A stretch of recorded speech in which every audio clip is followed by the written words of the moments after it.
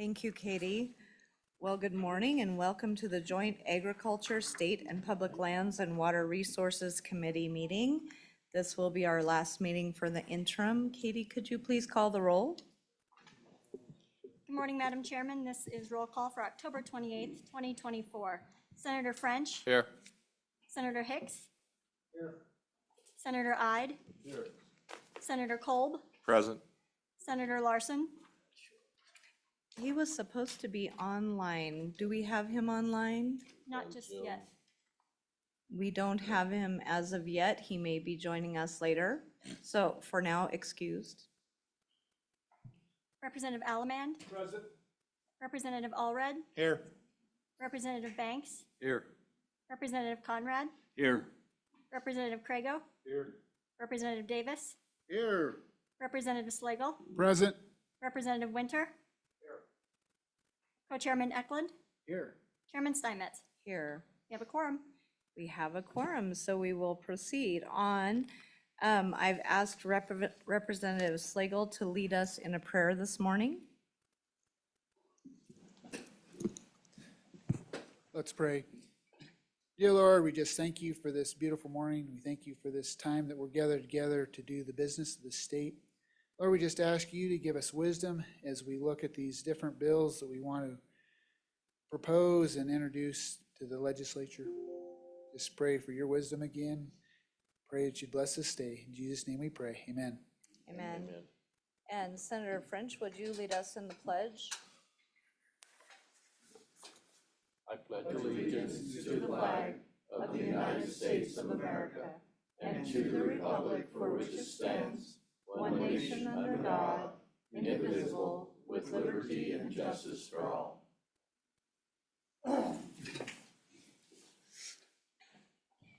All right, thank you, everyone. And so we will begin with our unless my co-chairman has any opening comments. Any opening comments? Representative Eklund?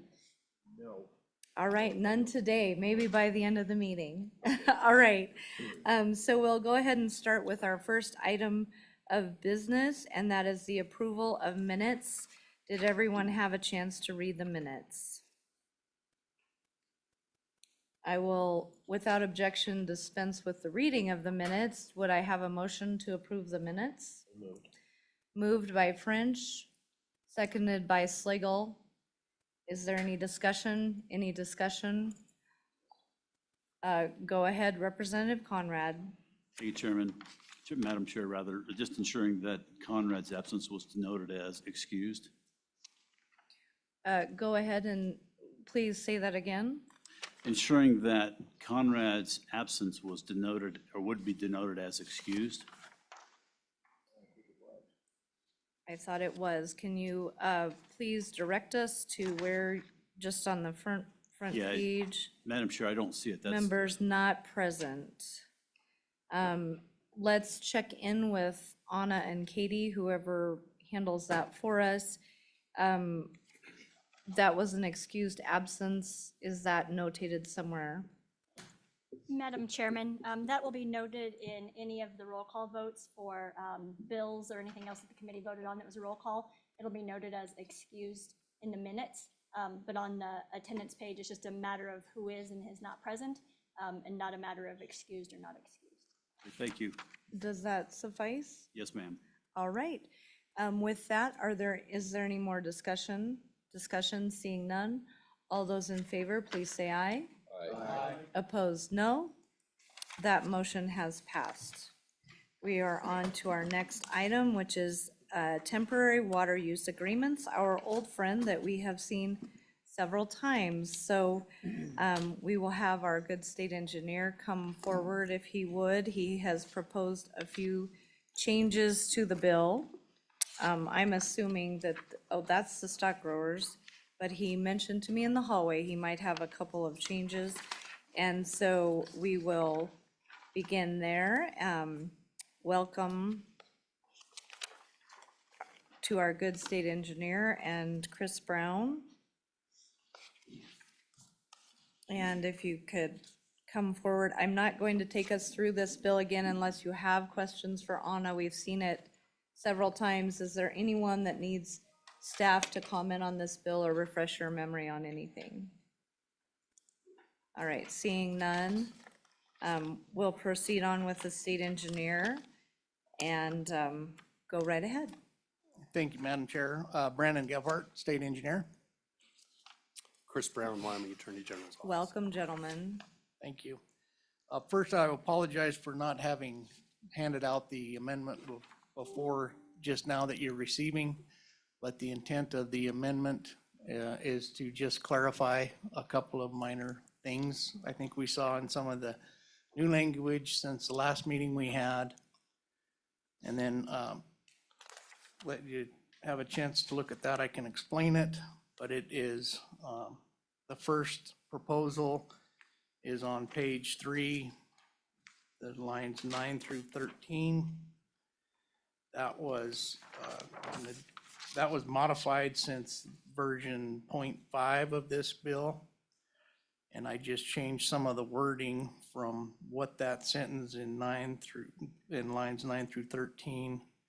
I suggest replacing it with the language that says the total length of any temporary transfer, including any extensions for the same purpose and place of use as a previous temporary transfer granted under this subsection, shall not exceed 10 years.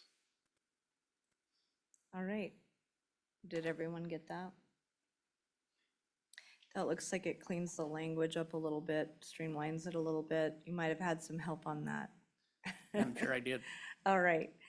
All right. Any questions on that, committee? Who is?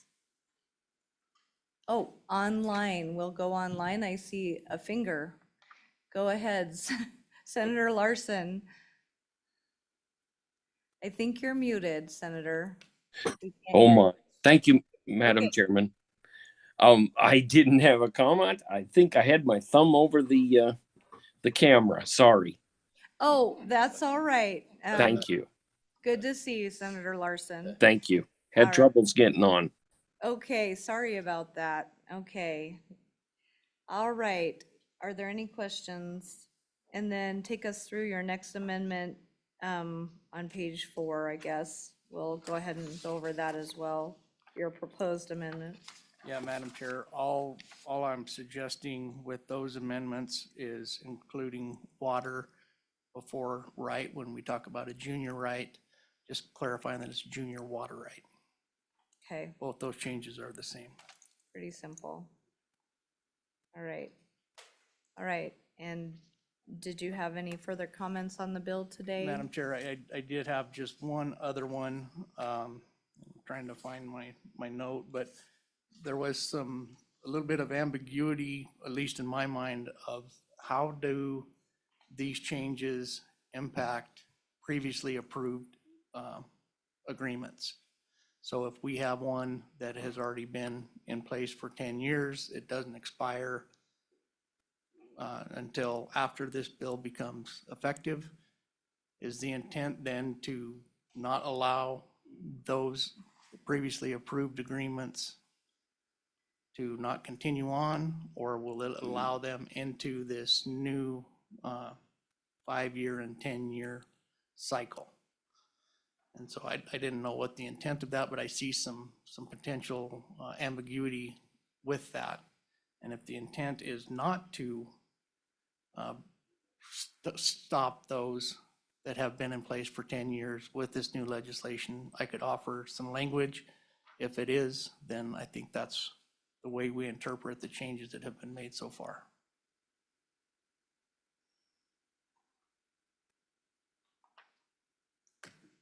All right, these interesting questions always come up at the last meeting. Chris, did you have a comment? I saw you, no, okay, Senator Kolb. Yeah, thank you, Madam Chairman. Director, just a general thought, if you reapply, I mean, if you're under the old, statute and you want to then be under the new statute, couldn't you just reapply another application and kind of start the cycle again? I don't see what the risk is to somebody who has a current agreement. I mean, if you want to I guess maybe a language, maybe to be clear that you can, and you start the cycle again. Is that your intent, sir? Is that your thought? Madam Chair, Senator ahead. Cole, but if that's the intent of the body, I do have some language that could help clarify that. But I think the way it is right now with these changes, if somebody came in, they would not be able to reapply had they already been under a temporary water agreement for 10 years. But if that is the intent of the body, I think you could just simply state, and I think you could put this right after page 3, line 13, something to the effect that the limitation on extensions shall not take into consideration any temporary transfers granted prior to July 1st, 2025.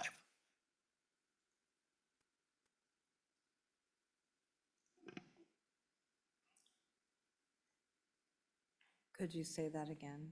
Sure. The limitation on extensions shall not take into consideration any temporary transfers granted prior to July 1st of 2025.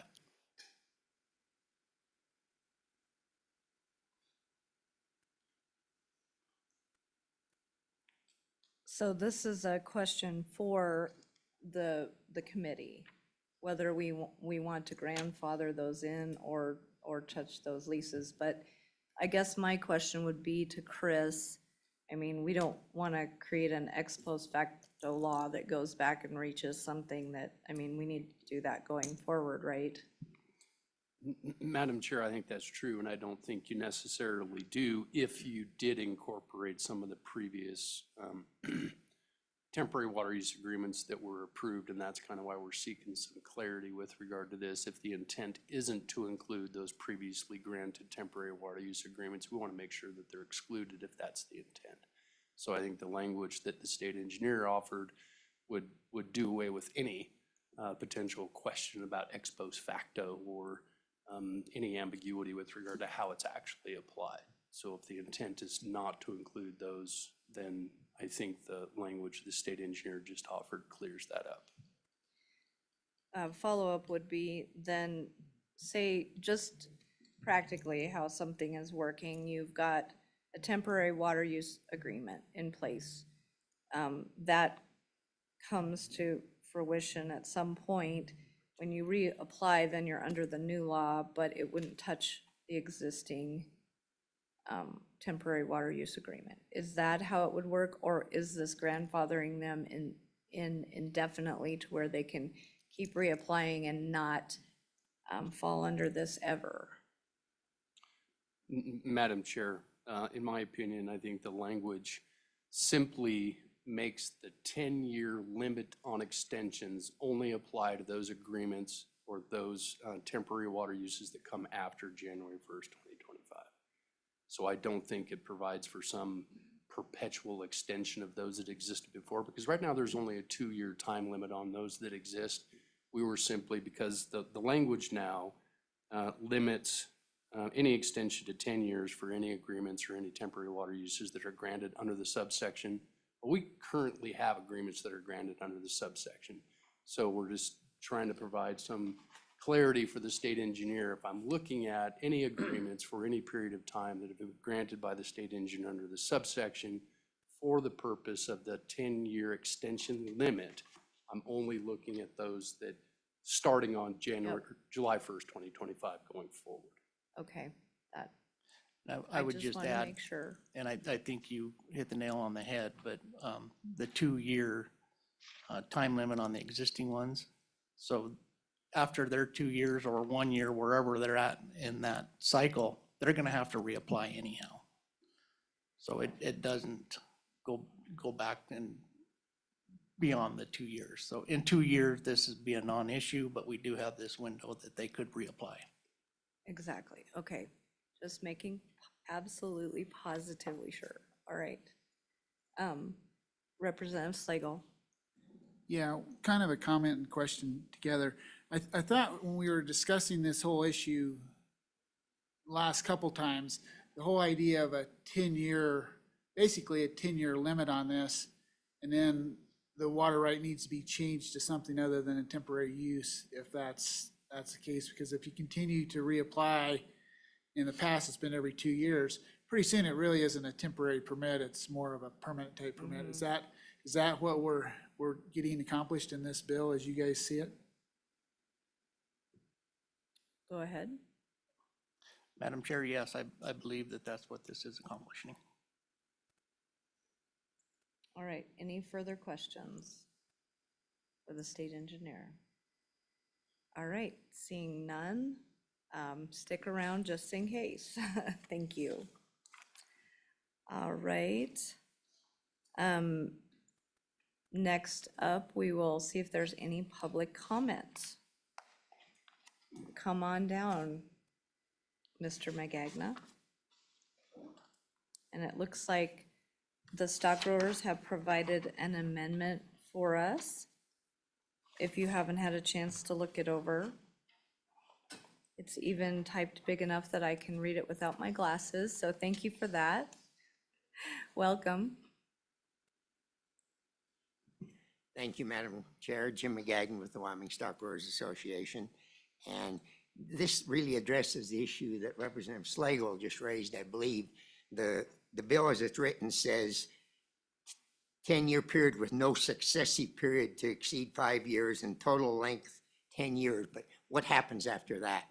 If I wait a month and come in and want to do that again or do a different temporary use, is that successive or is it not successive? Or am I precluded forever? So our attempt is to provide some clarity that after you've had 10 years or any temporary use, including extension, that then the water right has to be put back to the use for which the right was originally granted, the adjudicated or permitted right, for not less than 50% of the period for which the temporary transfer. So if it was a 2-year transfer, you have to put it back to its intended use for 1 year before you could do any temporary uses. If it's 5 years, 10 years, would be half of that you would have to use it for its originally intended purpose. So we just don't go through an unending cycle of issuing temporary permits and the water is basically removed from its intended original purpose. And so that is what we're hoping to accomplish here. The other thing I would add is we would certainly be more comfortable if the limit here were 5 years instead of 10, but I haven't proposed that as part of an amendment. That's a separate issue.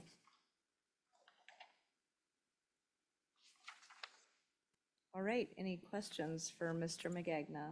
Senator Hicks. Madam Chairman, just a little bit of background on where this language come from and what, because this was originally a Select Water Committee bill that they worked on for a couple of years.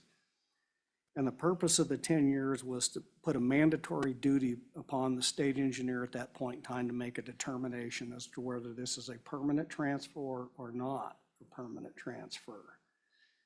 Historically, every 2 years, and we have examples within the state of Wyoming, for over 40 years, entities had applied every 2 years for a temporary transfer. And so the background there is to stop that, because that is in fact a de facto permanent transfer of those water rights. So we set that 10-year limit, and at that point in time, it puts a duty upon the state engineer's office to review it. So getting to Mr. Magagna, somebody comes back a month later or a year later and reapplies for that same temporary use. It then puts that duty upon the state engineer to make a determination after that, whether this is, again, somebody trying to just utilize the system. And I think at that point in time, based on the discussions we had with the Select Water Committee and the state engineer at the time, it's highly unlikely that they may, depending on the circumstances that brought that application before them, that I think it was inferred that they would not reissue those, that they would recommend unless there's mitigating circumstances that would dictate that they consider another temporary use agreement. So it was designed initially, this is a policy decision of this committee to allow the discretion of the state engineer to make a determination whether another application is submitted, as Mr. Magagna suggested, somebody trying to game the system, or whether there was an absolute legitimate reason to then initiate another temporary use permit under these conditions. But it was explicitly discussed that that 10-year limit is at that point in time, if you wanted to game the system and come back a month later, that the state engineer would review that and say, no, this does not look like a temporary use permit if you're filing it for the exact same purpose. So the policy question that you have to grapple with is, do you leave some discretion, some discretionary ability with the state engineer to make a determination as to whether that should or should not be granted? Or we're just going to say absolutely under no case with this language that the state engineer would have the flexibility to make a determination that it was warranted or not warranted. But that's why we ended up with that and not making that an absolutely cannot ever again issue. So the question becomes then under the language here is at what period of time would that then, is this perpetual that a year later or 2 years later that some entity could come in and petition for a temporary change of use?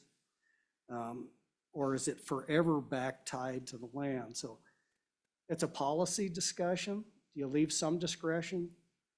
With the proposed language here, is that perpetual in nature that nobody could come back 5 years later and petition for a temporary change of use for the exact same purpose or not? And that's kind of the policy question I see we have to answer here. But that's the best of my recollection as to why we put that 10-year, and then that makes it discretionary upon the state engineer's office versus this language would say as it's currently drafted, as I understand. And I want to get Mr. McGagne's opinion, Madam Chairman. Is this in perpetuity? The way this is drafted, that they could never come back again and ask for a temporary change of use for the same water rights for the same purpose? Go ahead. Madam Chair, Senator Hicks knows that this is worded, and I believe this is what it says, that they have to use it for its original adjudicated purpose for half of the amount of time for which they had a temporary permit. So if they had 10 years, they have to use it for its original adjudicated purpose for 5 years. After that, they're free to come back and get temporary use permits again for the same temporary use or for a different temporary use. It's certainly not intended to be perpetual. And that was a little bit of our concern with just the word successive. No successive period. What's the interpretation of successive? Is that perpetual? Is that 3 months? Is it 5 years? And this attempts to put a time frame on that. And I certainly concur with Senator Hicks as what the intent of the legislation is. Our discomfort with giving too much discretion to the state engineer is exemplified by just what we heard earlier this morning, that currently it's 2 years, and yet there are temporary uses that have been going on for 20 years or more. So, you know, the state engineer exercises discretion.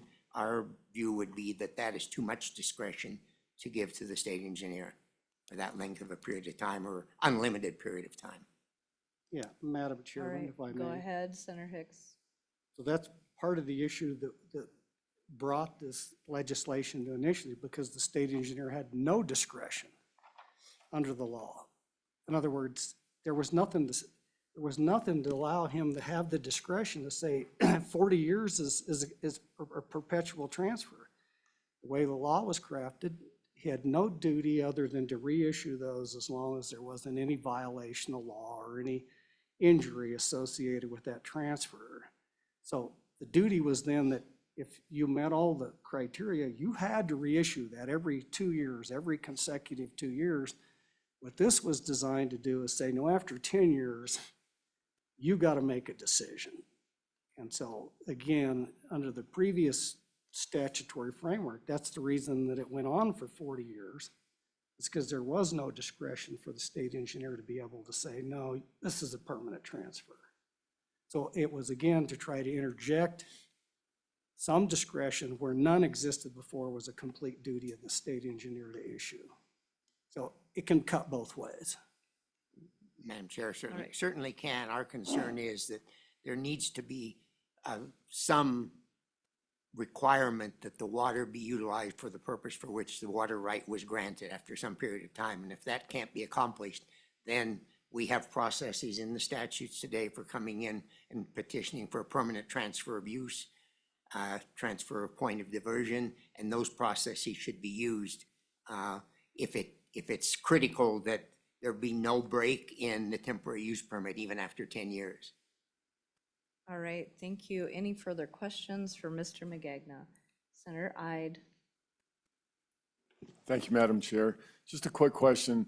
So the way it's set up right now, and the discussion about it going on and on for maybe 40 years with a different use than what is originally intended for, what is the downside of that, I guess, if it's not being used for its original purpose? And can you comment on that? Thank you, Madam Chair. Go ahead. Madam Chair and Senator Ide, a couple of things would come to mind. Certainly in a given case, and in probably majority of these cases, it's removing water that's typically been used historically for irrigation purposes and putting it to some other use. That's not going to be in every case, but so we're concerned about loss of irrigation water on a long-term basis. The other simply is that the reason we have a process for a permanent transfer is to not have to make a temporary use become effectively a permanent transfer. So there's a process to accomplish that. And because that's a more detailed and process requires more opportunity for input by other users of water on the same water source, it's going to be more carefully screened if a permanent transfer is done than just a temporary transfer under the way the two processes currently operate. You good? All right. Any further questions? Seeing none, thank you very much. Is there any further public comment? Come on down. Mr. Moline, welcome.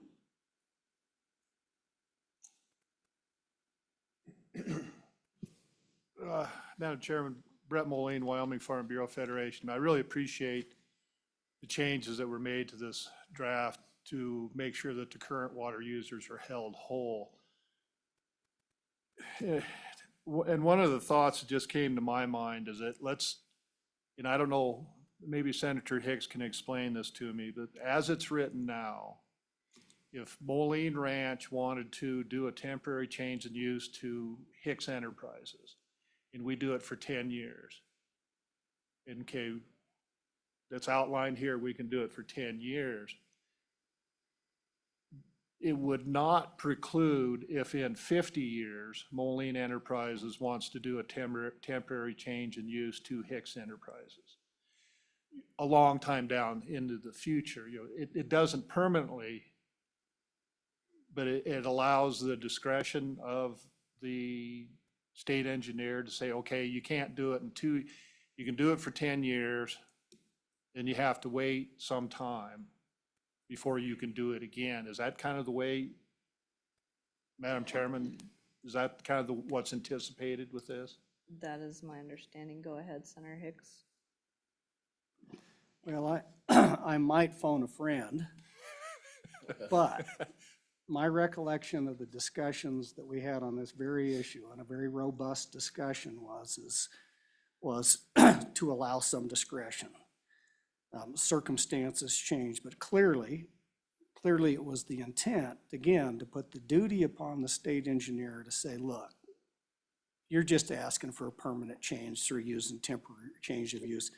So if the circumstances on the ground have not changed, the state engineer would not issue that temporary change of use. If there's mitigating or additional information that's come and say, well, they've reapplied same water right, same water user for an additional 5 years, because it's every 5 years, right? For 5 years, maximum of 10. But he would take those under consideration and review this, and then it would make a decision. So I think to answer your question is possibility exists to extend that after a period of time. But again, it's going to be reviewed based on the merits by the state engineer's office and reviewed and says, is this just a permanent transfer? Or is there actual demand and a need, and if circumstances on the ground dictate that.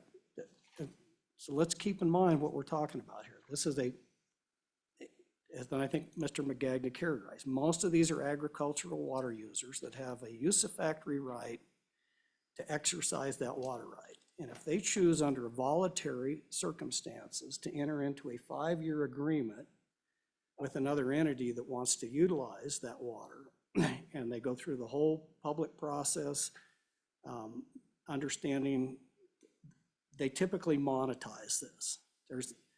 It is the financial incentive for those irrigators under circumstances that they determine is favorable for them to enter into these agreements.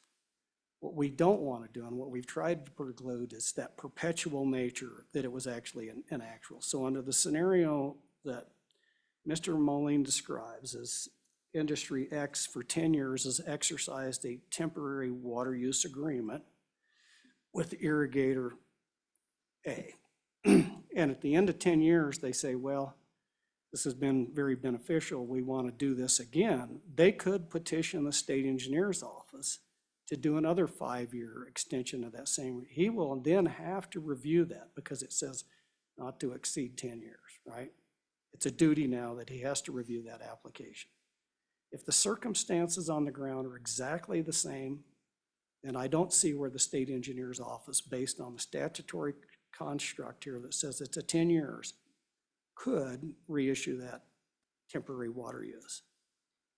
5 months later, circumstances change on the ground, they reapply, he could reissue it. But it would have to be a change in the circumstances that would lead to the discretion of the state engineer that this is not just a perpetual transfer of the water right. So there's no time, whether it's 6 months, 5 months, 1 month, or 10 years, when the state engineers could, under his discretion, say that circumstances have changed. It's not just an extension of the same old temporary change of uses we've had for the last 10 years. So there's no time period in there that would say he has to issue or not issue. It's a discretion. And again, it's better than what we have now. All right, any further questions? Any further comment, Mr. Moline? Thank you, Madam Chair. Thank you, Senator. That explains it very well. Thank you. I appreciate that. One small change on page 4, line 14, where it says shall not shut off diversion. I would suggest, I know it's awfully nitpicky, but insert temporary, shall not shut off the temporary diversion. I know that's awful nitpicky. It's not a big deal either way, but I think it helps with readability. And again, I do appreciate how it is the other water users are protected. And I appreciate that, you know, if it is at the discretion, that there will be input from other users on the system, so they will have their say, you know, no, you shouldn't do it, or yes, it is okay to do it for a temporary change. With that, Madam Chair, I would sit for any questions you or the committee may have. Any further questions? I have one. Are you in favor of the bill or opposed to the bill?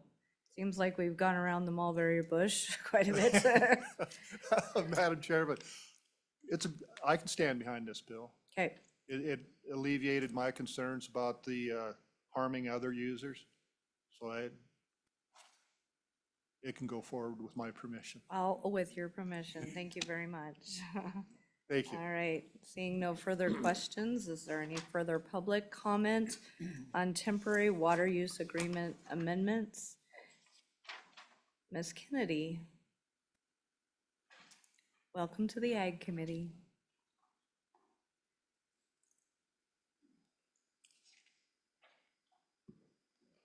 Good morning, Madam Chairman, members of the committee. Holly Kennedy here testifying on behalf of the Wyoming Association of Conservation Districts. I know you've heard us speak on this bill multiple times, and I might just reiterate a couple of things that we would like to see. My members and my board still very much feel that we would prefer 2 years to 5. We're still pretty stuck on that language. And maybe I can talk a little bit about why we're so stuck on making sure that this is kept truly temporary. You know, I think we all come from the agriculture industry, we all come from that background, and we've all seen and understand, you know, what happens when, say, the ranch next door gets bought out and management changes, and they take and maybe don't take the same level of care of that place, and they're maybe not irrigating, maybe not getting some of these things done. And we've all seen what happens to that landscape and how that landscape changes. We've all been through the Bighorn Basin and see what it looks like below the ditch and what it looks like above the ditch, right? We've all seen the shift in species, both plant species, and then also how wildlife utilize that landscape when you remove water for a successive period of time. And so we are very concerned that, you know, allowing this to go on for up to 10 years is, and potentially more than that, right? If we're allowing people to continue to renew this temporary use, and you know, we'd be very supportive of stock growers amendment for this reason, because we do feel that it's important to keep water on the land. You know, we think that it's verging very dangerously close to buy and dry, to allowing buy and dry. If we're allowing people to take water off of the land for successive numbers of years without putting water back on that land and making sure that we're not shifting that landscape. You know, we do support a lot of the changes that were made. We do think that these temporary water rights should be treated as the most junior water right in these situations where we have calls on water, and we want to make sure that none of the senior water rights are injured through this practice. I think, you know, those are our major concerns. We're fine with the language that Farm Bureau supported of adding that temporary. We think that that would be fine. But again, we just really want to make sure that if the Agriculture Committee is supporting this practice, that it truly is kept temporary in nature. Thank you, Ms. Kennedy. Go ahead, Senator French. Thank you, Madam Chairman. Ms. Kennedy, you said the changes to the land, we've all seen properties change ownership, and that new owner may not water the South 40 or the North 200, whatever. They aren't involved in a temporary exchange or, you know, transfer of water rights. What's your comment to that as a, do you go out and talk to that landowner? You know, because you're sharing concerns that the effect it has on the land and the species and whatever. They may not want to irrigate it. They may, you know, and I've seen it. You have probably seen it. Everybody in this room has probably seen it happen. What's the difference? I mean, can you comment on that? Go ahead. Senator Steinmetz, Senator French. Yes, absolutely. So as conservation districts, that is an area where we would like to help that landowner, whether that's through providing information to them or opportunities. So as you may be well aware, part of what our conservation districts do is help people with management tools for landscapes. All right. Any further questions? Senator Hicks. Madam Chairman, so Holly, when we look at the actual language in the bill, it doesn't specify that you have to do it for 5 years. It says of a period not to exceed. And so typically under a temporary, it's for a short period of time. One of the reasons that this was not to exceed and says that you can file one for 5 years, but you may not need to. So they're based on, dictated on circumstances on the ground.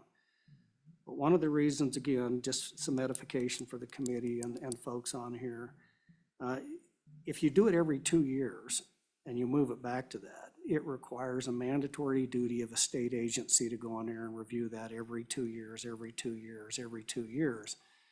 And it was kind of creating some redundancy and bureaucratic process. And so what we tried to do, again, create some flexibility for both the water right holder that's going to do a temporary transfer, because they have to go back and agree to the petition. It has to go back before the state engineer's office.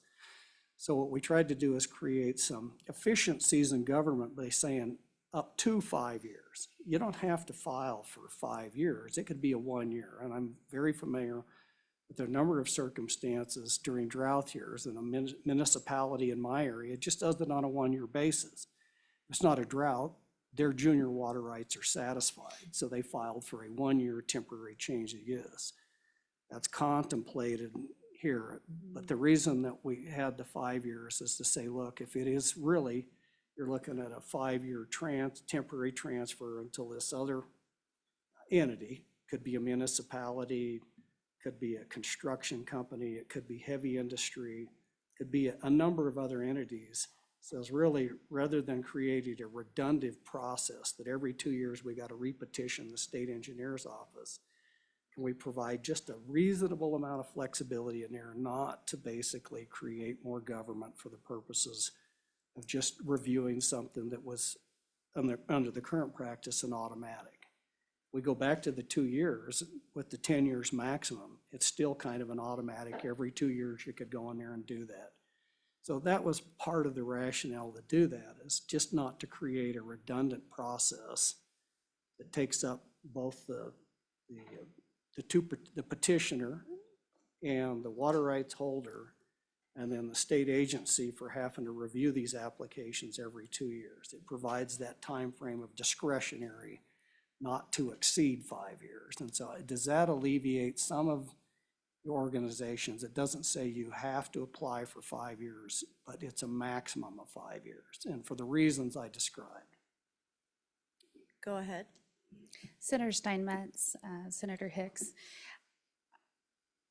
I certainly understand the desire to reduce redundancies and make sure that we're not overly burdening some of our state agencies.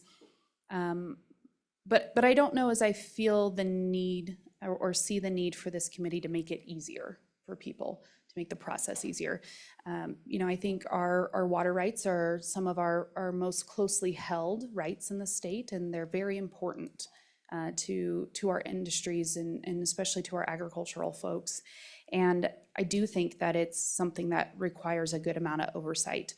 If we were talking about putting a max of 5 years, a total max of 5 years on this, rather than allowing it to potentially go up to 10, I could see that. I think we could see the middle ground there and the potential to go that route. But again, the conservation districts are very concerned about potentially allowing a piece of land to sit dry for 10 years at a time. And again, this is why we would be supportive of the Stock Growers Amendment to say, after you've left that piece of land dry for, say, 5 years, you need to go out and put water on it for 3, right? You need to make sure that you're not allowing aerification of these landscapes because of the potential dramatic changes that it can cause to the landscape and to the ecosystem. So in that regard, I think, perhaps there is some room for some middle ground that makes everyone feel good at the end of the day. But we do feel that 10 years is too long. All right, So, Madam Chairman, if I may. go ahead. So based on that testimony, you're against the bill and you're for the status quo, which is every 2 years in perpetuity. Is that correct? I thought I just heard you say that you're not for the bill because it's a 10-year maximum before there's an absolutely duty to review. Go ahead, Ms. Kennedy. Madam Chairman, Senator Hicks, I don't know if I would go as hardline to say we are full sail against the bill. We are not overly supportive of the bill, no. We do think that there's still, obviously, as we're all here discussing today, right, some potential quagmires within it, which sometimes is just the nature of making law and changing law. But again, we do reserve some concerns about the bill, about allowing up to 10 years of drying a landscape and potentially more. Something else that I might point out about the stock growers' proposed amendment is it may help circumvent some of the quote unquote playing the game that we might see, where perhaps an entity just changes name, but it's actually the same people on the same landscape and applies for it again, and some things like that. Again, our overarching concern, and perhaps the committee has some ideas on ways to address this, is allowing these lands to be dry for a successive number of years. Madam Chairman, if I may. Follow up. So Holly, do you view water rights as a property right? Go ahead. Chairman Steinmetz. We'll let this go on Senator for Hicks. a little longer and then we'll, because we don't want to get into a interrogation here, but go ahead for a little bit longer. Well, Madam Chairman, I think it's very pertinent to the bill. I do too. I just think we need to be a little careful. Go ahead. All right, Madam Chairman, Senator Hicks, I do understand where you're headed with this, and I do agree that, you know, that's one of the things you all are tasked with, right? Is what is good legislative, what is good legislation, what is good rules and rulemaking, and where's that balance of making sure that people have property rights intact and have the ability to do what they need to do with their property rights. But again, I think there is a balance to be struck there. And I do think that oversight on some of these things is sometimes where that balance comes in. I do think that it's a monumental task, and I'm glad that you all are the ones sitting up there and ultimately making the decision. Do you have a follow-up? No, Madam Chairman, I just didn't hear an answer to my question. Are water rights a property right vested in those landowners? Go And should they ahead. not, let me just follow up, and should they not have some flexibility to be able to utilize their property how they deem appropriate, or should government just intervene and say, no, you don't have a right to exercise a property right in that? That's the question.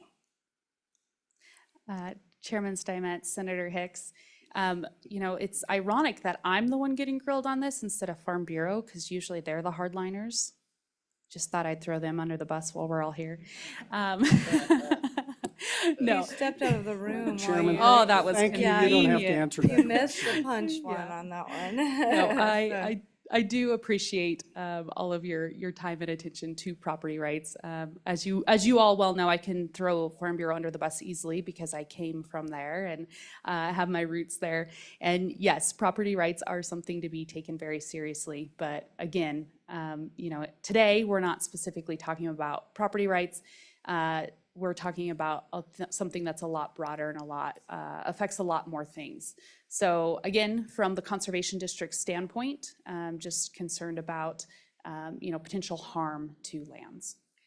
All right, and I'm going to wrap it up with just saying this, that I think when we're looking at this, we're looking at this is better than what we have now because of the fact that this has been allowed to continue in perpetuity. So the buy and dry scenario you're talking about, this is actually looking to help that rather than make it more onerous.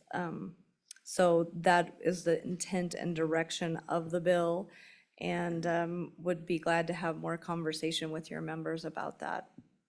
Thank you, Senator All right. Steinmetz, and thank you to the committee. We do appreciate you attempting to address the problem, and again, we think any step towards not forever is a great step. Well, great, then you like our bill. Thank you, I'm teasing. All right, Thank you. all right, all right. With that, any further questions? Seeing none, is there any further public comment on temporary water use agreement amendments? All right. Does the committee need to have any more questions answered from the state engineer's office? Seeing none, what is your pleasure on the bill? Senator Kolb. Move the bill. Moved by Kolb, seconded by Banks. Is there any discussion, amendments on the bill? Amendments on the bill? Madam Chairman, Senator Hicks. I would move for adoption of the amendment. Could you speak in your microphone so we could hear Yeah, you? Madam Chairman, I would move it for adoption of the amendment on page 3, line 9 through 13, and page 4, line 10, and page 4, line 15, provided by the state engineer's office. All right, and would you like to add the additional language on page 3 after line 13 about the limitation on extensions prior to July 1 of 2025 that he proposed? Madam Chairman, so adopted. All right, so does everyone understand what we're doing? Okay, is there any discussion on the amendment? Discussion? Discussion on the amendment, seeing none. All those in favor, please say aye. Aye. Opposed, no. That amendment has been adopted. Are there any further amendments to the bill? Further amendments to the bill? Further amendments to the bill, seeing none. Discussion on the bill. Any discussion on the bill? Discussion on the bill. Seeing none, all those, we will proceed to vote. That would be a roll call vote on sponsoring the temporary water use agreement amendment bill. Madam Chairman, this is roll call for 25 LSO 0099, temporary water use agreement amendments as amended. Senator French, Aye. Senator Hicks. Senator Ide, Aye. Senator Kolb, Aye. Senator Larson, Aye. Representative Allemand. Aye. Representative Allred, Aye. Representative Banks, Aye. Representative Conrad, Aye. Representative Crago, No. Representative Davis, Aye. Representative Slagle, Aye. Representative Winter, Aye. Co-Chairman Eklund, Aye. Chairman Steinmetz. Aye. 14 aye, 1 no. All right. And Chairman Eklund, which chamber shall we start this bill in? Would you like us to take it in the Senate?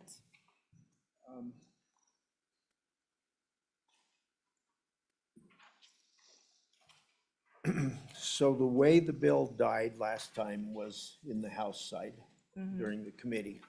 And I think maybe, I don't know, I'm torn on it because if the same people show up with the same concerns about it we had last time, it'll probably get killed right there. That's my, maybe. Well, I don't even know what the Ag Committee is gonna look like on the House or Senate side.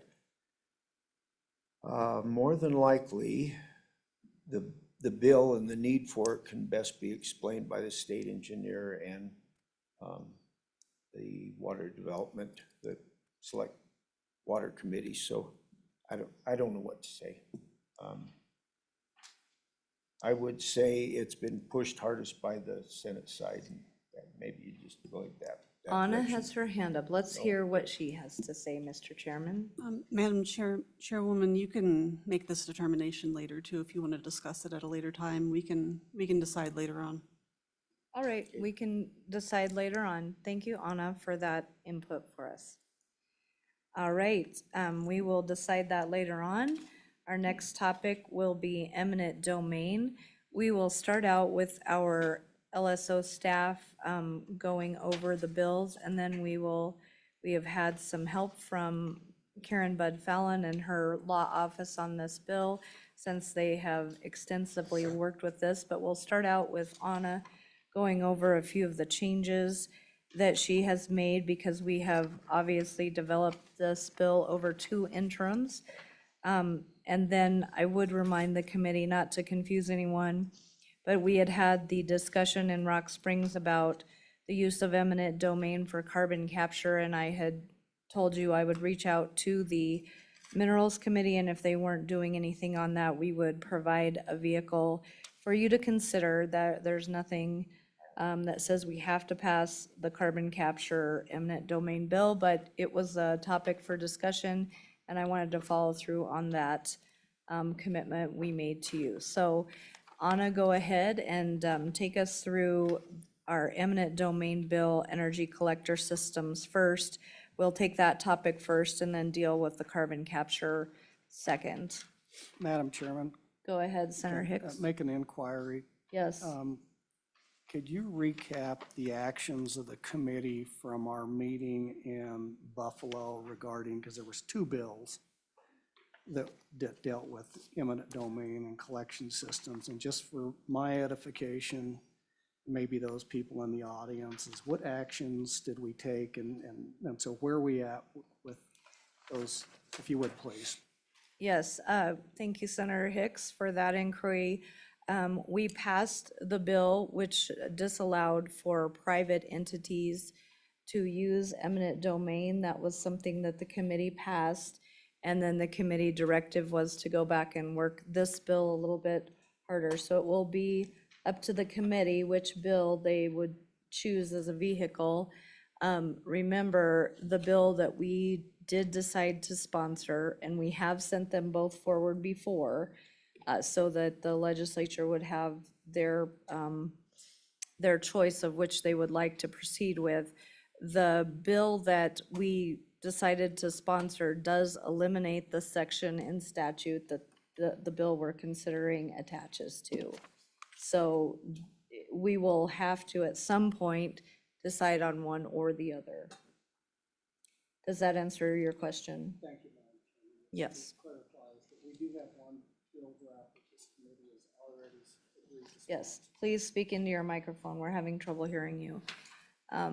With that, are there any other questions before we have Anna go over the bill we've been working on? Seeing none, go ahead. Thank you, Madam Chairwoman. We didn't have very many changes to 25 LSO 101, which is eminent domain energy collector systems. If we look at subsection B, beginning on page 4, there was one change to subparagraph B on that page, which was to provide proof to a court of compliance, proof of terms and consideration, including monetary compensation or compensation given to landowners as part of negotiation, and then which were granted to the owners of property with whom the person negotiated, and that the commercial facility generating electricity with which the collector system is associated constitutes a public use. And then if you look at subsection D on page 5, there was also a change made there. It says, in no circumstance shall the minimum compensation to be paid be less than the average paid pursuant to this new section. And those were the only two changes we made to this bill since the last meeting. I'd be happy to go over anything else in the bill if you'd like me to, but those were the only two changes that we made. Does anybody have any questions about the bill or anything else? All right, committee, does anyone have questions, need a refresher on anything from Anna? And she's been working hard on this bill for a long time now, so seeing no questions, we will keep you in tow just in case some questions arise. And with that, Karen, would you like to come forward and visit with us some more about the bill and your work on it? I know you had provided some more comments, and I'm struggling for some reason to find them in my packet right offhand, but go ahead and, oh, there they are. All right. Come on up. And thank you so much for your help. I know you have a lot of experience in this area, and we truly appreciate your input. Thank you, Madam Chairman, members of the committee. I actually have to confess that most of my work and effort on this issue are the result of my husband, who does a lot of eminent domain. He is also here with me to answer any questions, as well as Pat Wade, who has been on dozens of landowner groups who've worked on eminent domain and pipeline and transmission line issues. And so they're here to also give you information that you need. Would you like to bring them up with you? That would be great. That would be great. And then just everyone state your name and for the record and all of that good stuff when you get here.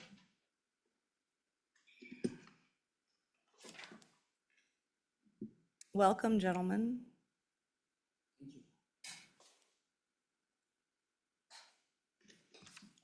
I also want to alert the committee of one thing. I sincerely apologize. I have a court hearing at 11:30, so if I leave at 11, it has nothing to do with you, but judges get really cranky if you're late. Not a problem. Oh, the hearing's at 11. It's a good thing I've got my husband here. The hearing's at 11. I need to leave at 10:30. I apologize.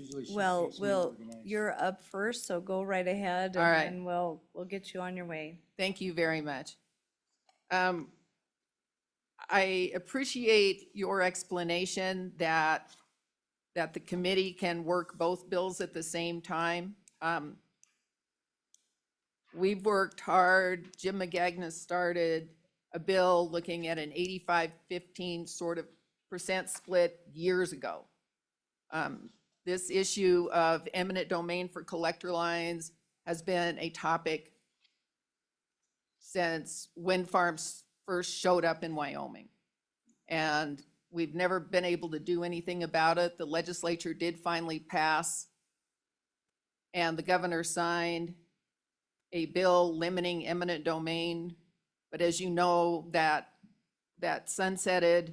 The legislature tried to pass a bill last year that said we're going to extend the limitation on eminent domain. The governor vetoed it. And so we're here now trying to come up with something that the legislature is comfortable with and that the governor will sign.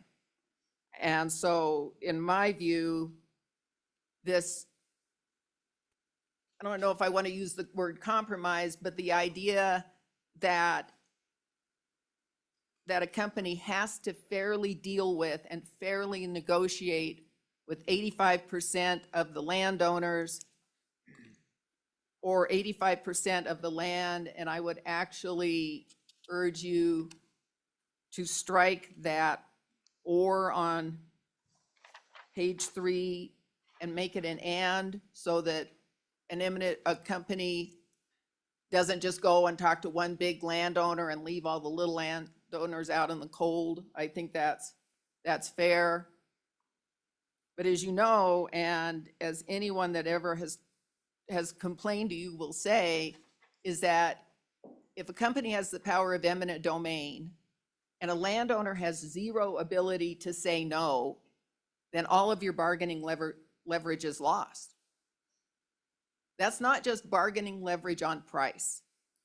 That's also bargaining leverage on things like what happens if they don't build the line? And you still have an easement on your property that has been condemned that lasts forever. What happens with liability? All of a sudden, you now have a transmission line on your property. Say the wind blows, say a lightning strike, say fire occurs. And I understand that the transmission line may be posing a public good, but the landowner is liable if lightning strikes it. The landowner would not have been liable if the line wouldn't have been there, because you wouldn't have had the problem in the first place. And if you are limiting the ability to say no, which means that you can't negotiate all of these other things, it really puts the private landowner in a horrible position. Wind farms do not have eminent domain authority in Wyoming. But there are landowners that, for one reason or another, wants wind towers on their property. And I'm not talking about things like zoning. In fact, Niobrara County is going through very arduous zoning requirements so that neighboring landowners are protected if a landowner wants wind towers on their property. But as a private landowner, if I need wind towers because my ranch is about to go belly up and I've got to infuse some cash somehow, and most of you are ranchers, so you understand the financial hardships of owning a ranch, and you can't have collector lines, then my ability to make money off of a wind tower or solar farm is eliminated because they can't reach the transmission line without a collector line. And so in our view, this 85-15 sort of split is a fair negotiation to the wind company or the collector line company to say, you have to fairly deal with the vast majority of people along the line. And if you've got one guy that is completely impossible, then you can either reroute around him or you've got the power to condemn that very small percent. So in general, I very much support this bill. Now, there's a couple of things that we have included in the bill that I think would be good for this committee to consider. The one, like I said, is on page 4, where it says that, where it talks about to occupy and use not less than 85% of the land. and then it says or, and I would make that say and, or, and 85% of the owners. Because that way, if you have one large landowners and a lot of small owners, then the company has incentive to work with the small landowners too, and not just the big guy who's got 85% of the land. Hang on a second, I think that's on page 3, line 23. Oh, I'm sorry. I'm looking And at, it would be, or after constructed, or it would change that to and. I'm sorry, I was looking at my That's bill okay. copy. We not have yours. had a lot of bill drafts of this, so just as long as we all know what we're doing, did Yeah, everybody get that? I do apologize. No, that's not a problem. Yes, you are correct. So page 3, line 23. Change or to and. Yes. So then it would require, just to be completely clear to everyone, it would require 85% of the land and 85% of the landowners. Yes. I think that tightens it up some. The second proposed change that I would add is a simple change on, let me figure it out on your bill.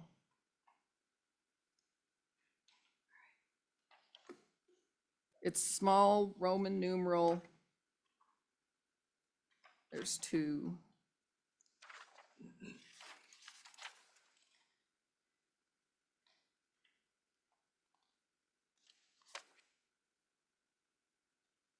I apologize. I should have done all this before.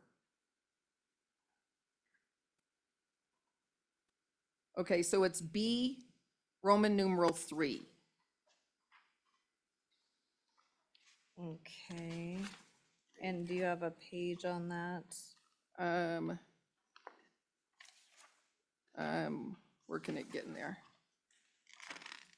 What is the verbiage you're working with? So when you're talking about alleging in a court of competent jurisdiction the compensation paid to the other landowners that you fairly negotiated with, most landowners don't want the world to know what they got paid.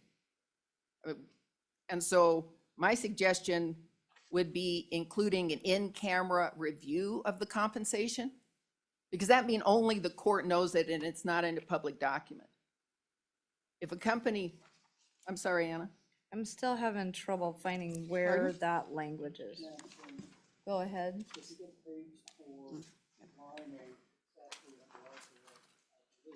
Page 4, line 8. Oh, gotcha. All right. Okay.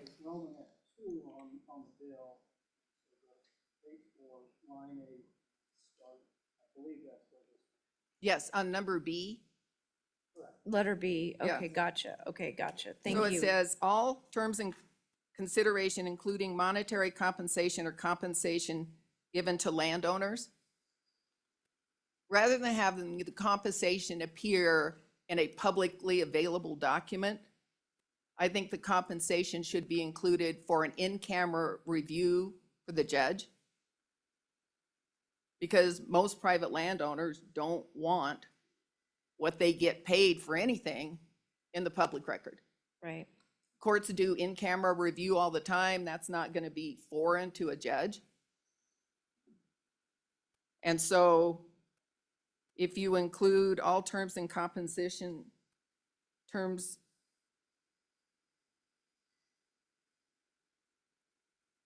where do I want to insert this? So after compensation, if you do including an in-camera review of monetary compensation then given to landowners as described, that way you don't have that problem of the landowners knowing my neighbor got paid $5 a rod more than me, or I think it just saves concern by the landowners. Okay.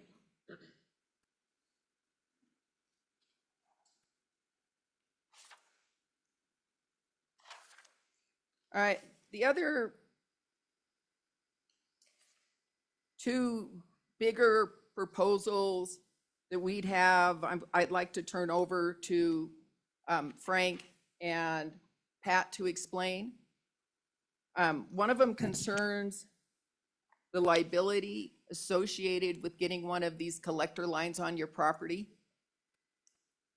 And so that would be included. I'll figure it out while you explain it, and then I'll figure out where it goes. I was gonna go first. Oh, all right. I'm sorry. So Pat's Welcome. gonna talk about which one were you gonna do, the damages? Or were you gonna talk about liability too? Liabilities. Sorry, I was gone last week in Indianapolis with 16 high school kids. My brain's a little mush. Well, you look great then. All right. Welcome, Commissioner Wade. And if you want to give us a little bit of background as to your experience with all of this and then go into your liability, that would be wonderful. Thank you. Senators, Madam Committeewoman, forgive me for my nervousness. This is not easy for me to do. I'm Pat Wade. I'm Chairman of the Niobrara County Commissioners. I'm testifying today not as a commissioner, but as a landowner and an organizer and leader for several landowner groups that were formed to negotiate with projects that have eminent domain, had the power of eminent domain. So this is a fight I've been in since 2011, 2012. It's really easy to get me drawn in on this. I have had quite a little experience, mostly on interstate pipelines, most recently on a transmission line. My concern, or the thing that I would like to see addressed is compensation. We all tend to think, we tend to think of compensation first. And to me, the thing that's even more important because of my connection to the land is the long-term effects that that easement has. And the biggest concern is in terms of liability. Very few of us as landowners have or carry liability that has industrial capabilities. If we as a landowner, if there's something that's damaged on that project, we may have just sold the ranch. So that's a problem. Our landowner groups were able to negotiate to where, as landowners, the only liability that we face is an intentional act of harm to the project. It's always been hard for me to understand why a landowner should have any liability on a project that ultimately they cannot stop. But because of the current state statutes, that's the way it is right now. So I would really like to see some way to protect on a condemned easement, a way to protect the landowner from having to assume any liability. All right, thank you. Any questions, committee? Madam Chairman, Senator Hicks. first of all, let me apologize. I didn't capture your name. I'm Madam Chairman, Senator Hicks. I'm Pat Wade. Pat, thank you. Pat, so, and I agree, I share your concern with the compensation on the industry side of that stuff, but just a question for you, given your experience dealing with pipelines. This wouldn't provide that same protection for a pipeline or any other infrastructure on private lands. This bill is specific to energy collector systems.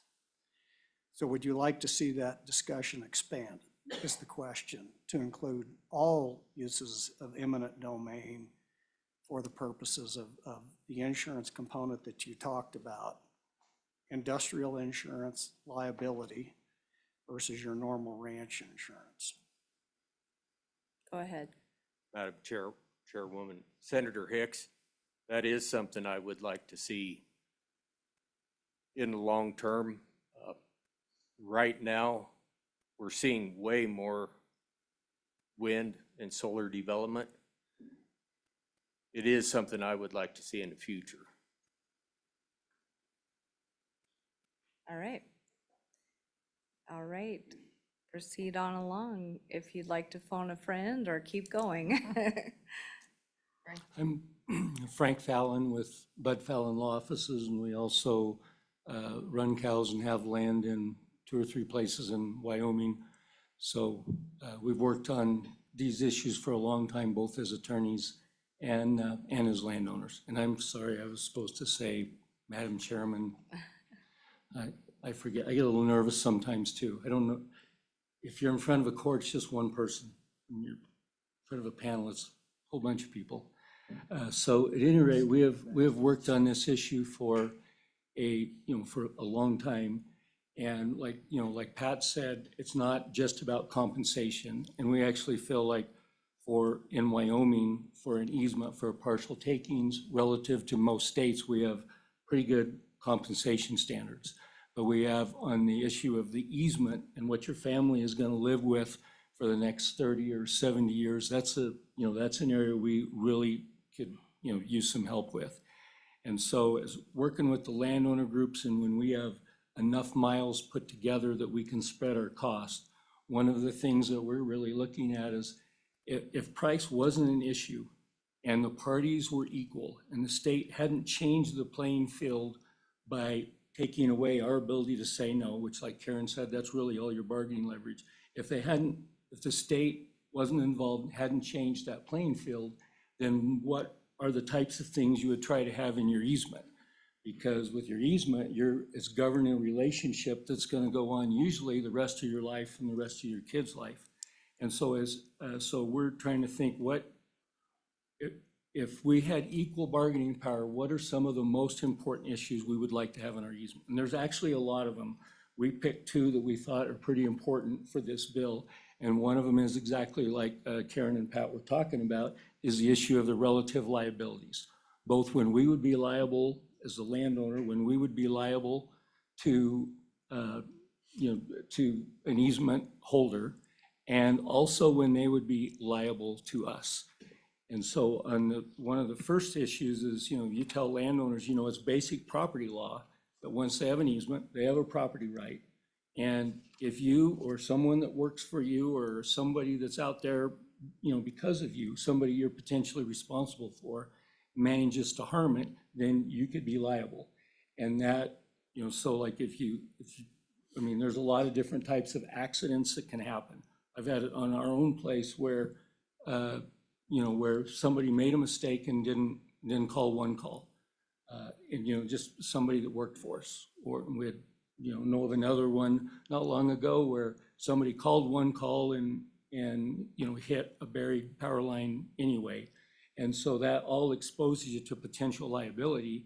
And when you're dealing with an industrial use, if you cause it to be shut down, some of these really large projects, their lost revenues can be hundreds of thousands, or even like with some big pipelines, which I realize we're not talking about here, can be, $1 million a day, which a landowner probably carries insurance.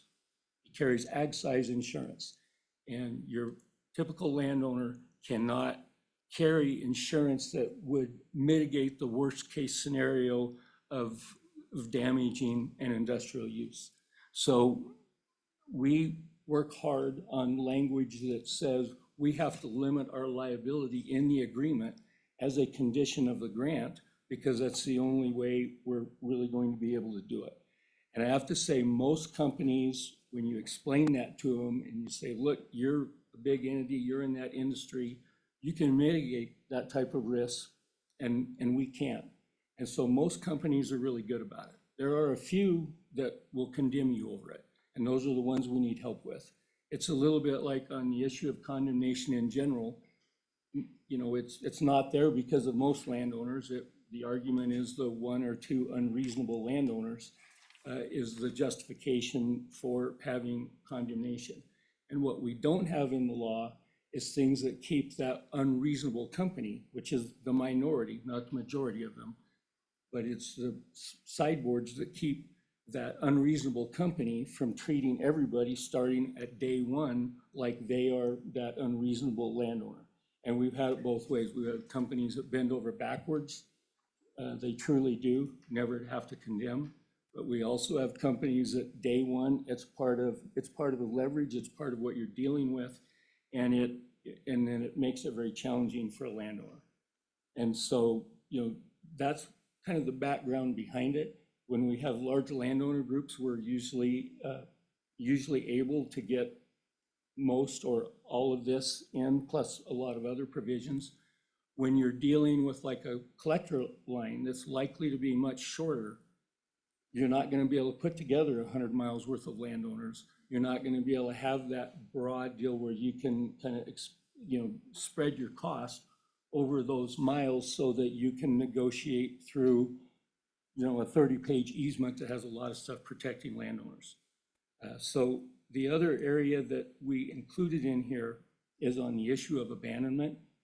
We've run into a lot of instances over the years where you've got defunct easements, and years down the road, trying to get rid of an easement of, the companies might be out of business, there might have been bankruptcy, there might have been multiple ownerships. And so years down the road, when you have a defunct easement on your property that they haven't taken proactive steps to abandon, you can spend many tens of thousands of dollars trying to get rid of it. And we've worked on that on behalf of multiple landowners. Just as problematic as when somebody gets an easement and they don't build the project. And then 30, 40, 50 years later, and there's real life examples of this, all of a sudden somebody wants to come in and build on that easement for the same terms, a couple dollars a rod that existed in the 50s or 70s or whenever, when the easement was put in. And so we feel one of the things that's important to have is a provision that makes a landowner's title whole when the easement is not needed. And so we have the provision that says that if you go 5 years and don't build it, and the parties can agree to something else, the way we have this in there. If somebody needs more than 5 years, then they can agree to something else. But the idea being that if it's not built in some reasonable amount of time, then that it should automatically be abandoned, and the landowner who couldn't say no in the first place shouldn't have to go through the cost of trying to get it off of their property. And we recently in Niobrara County spent a lot of money for a number of landowners getting rid of of an old coal slurry pipeline, and the company was long gone, and it was very expensive for the landowners to get that off of their property. And we've dealt with issues where you have an opportunity, a new use in modern times, and it is hampered or impaired your ability to do that because you've got these old easements, and sometimes you can't even find who the holder of the easement is. Sometimes you can find them, and they may or may not be willing to to work with you. And so we have that provision in there. It's about making your title whole.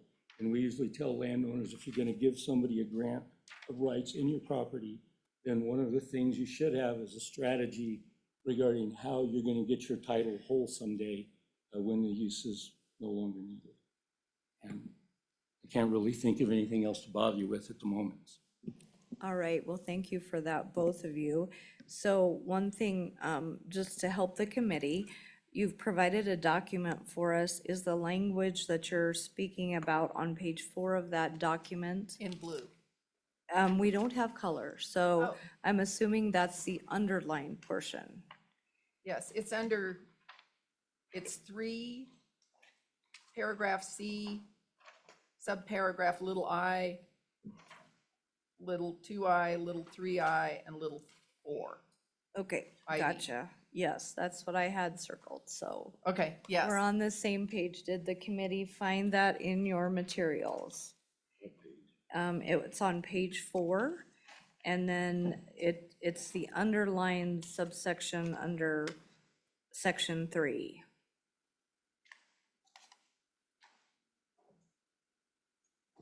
Did everyone find it?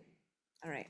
And it would be inserted on your original bill, page 5, line 12. Page 5, line 12. Yes, in the bill that the committee has before it.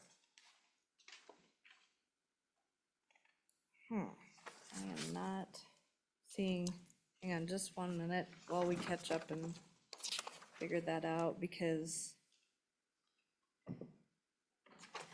I don't see the word, the collector system constitutes a public use ahead of.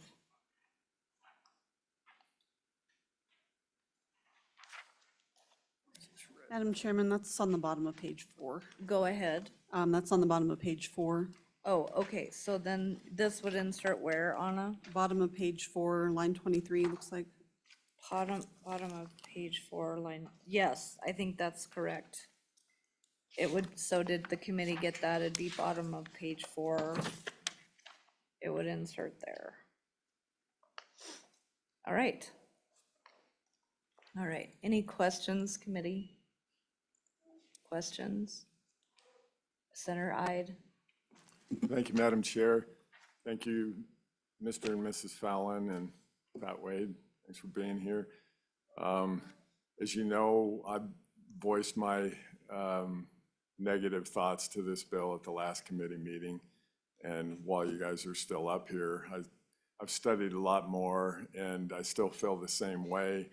A lot of the problems I have with it, number one, you know, you use the analogy of you know, a struggling rancher, maybe that's right next to yours, and it's the only way he's going to save the farm.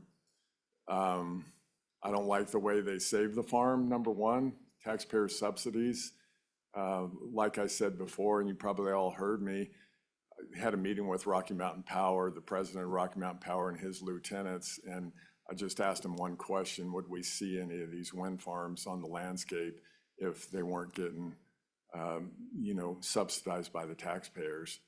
And their answer was by and large, no.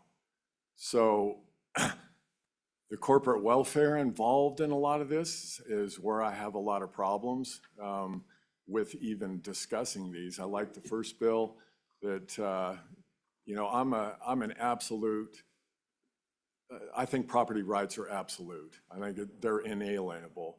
They're not 50%, they're not 85%.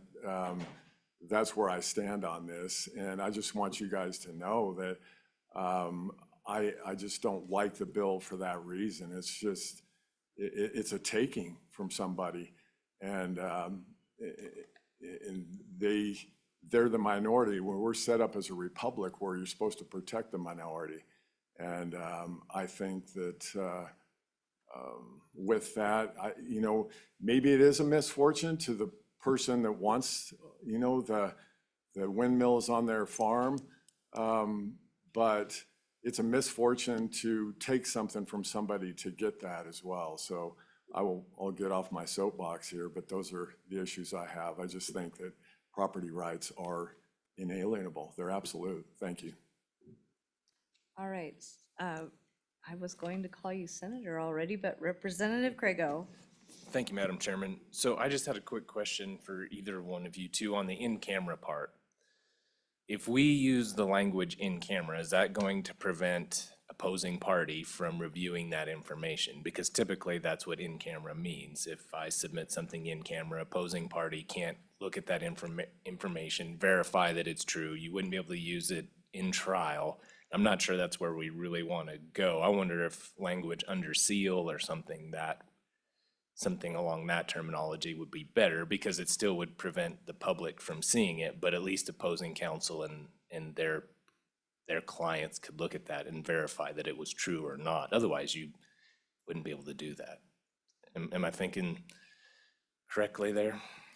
Madam Chairman, Representative Craigo, I believe that is actually an excellent point. The in-camera language came up as a result of concerns about, you know, court documents being public documents, and it puts out what your financial agreements are. But I'll ask Karen if she disagrees, but I believe that your approach would be an improvement, because I think you're correct. Because it needs to maybe not be made public record, but both parties are gonna need to understand those issues. All right. Any further questions? All right, seeing none, thank you very much. Did you have anything else to share with us today? I think that I would just have one closing point, and while I appreciate Senator Ide's position, the subsidy issue is not something we're gonna stop in the state of Wyoming. I mean, we can say you can't build here if you get a subsidy. The federal government, though, is the one that grants the subsidies. I think that that issue needs to be taken up with Representative Hageman or Senator Barrasso. We may get a lot less of that if President Trump is elected, because he's not a fan of wind, although he doesn't really have much legal authority over subsidies either. So I just think that Wyoming saying we're not going to let a subsidized use on somebody's property is going to mean anything in the grand scheme except make everybody feel better. The other thing I'd like to say is you're going to have testimony from companies saying, oh, we would never do that. We would never abuse the landowner. And for every grand story of working with landowners, I can tell a story on the other side where a company doesn't work with landowners. And so I didn't get into that in my testimony, but I'm happy to if that's needed.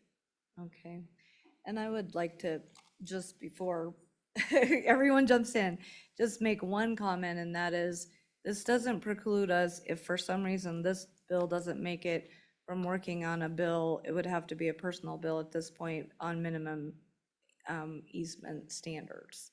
And so there is that possibility too, but we will see what the committee's pleasure was. First, Chairman Eklund, and then Senator Gold. So I think this is for Frank, that you had talked about old easements that are then picked up 50 years later. And I believe that probably does happen. Can these easements be repurposed? Because times change so much that we're not going to be doing cold slurry more than likely. How would you ever use that other than to repurpose the easement? Go ahead. Madam Chairman and Representative Eklund, it totally depends on the language of the easement. But so many of the old easements are so broad. So like the coal slurry one we were talking about, that was its purpose, but that was its original reason, but they could do water. I mean, it was very broad. And then I think it's probably fair to bring up that the case law in general favors the easement holder. So it's important that you try to limit what you're granting somebody when you grant an easement, because if it's broad, the case law is interpreted that the landowner is the serving estate, the easement holder is the dominant estate, and most of the reasonable questions get interpreted in favor of the easement holder.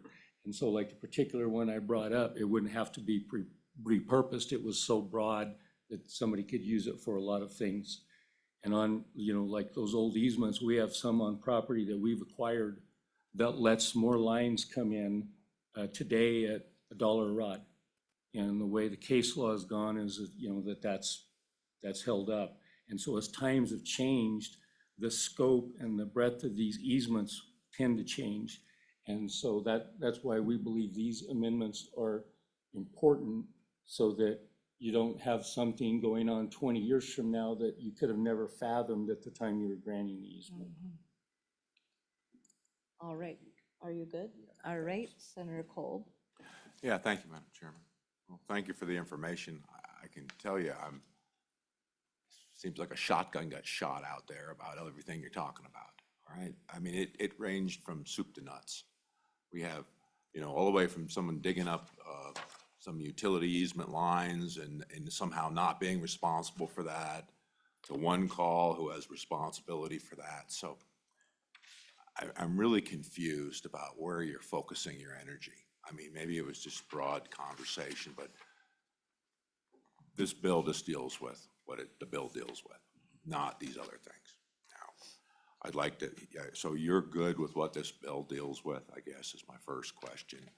Or do you want it to be expanded more broadly than it currently is written? First question.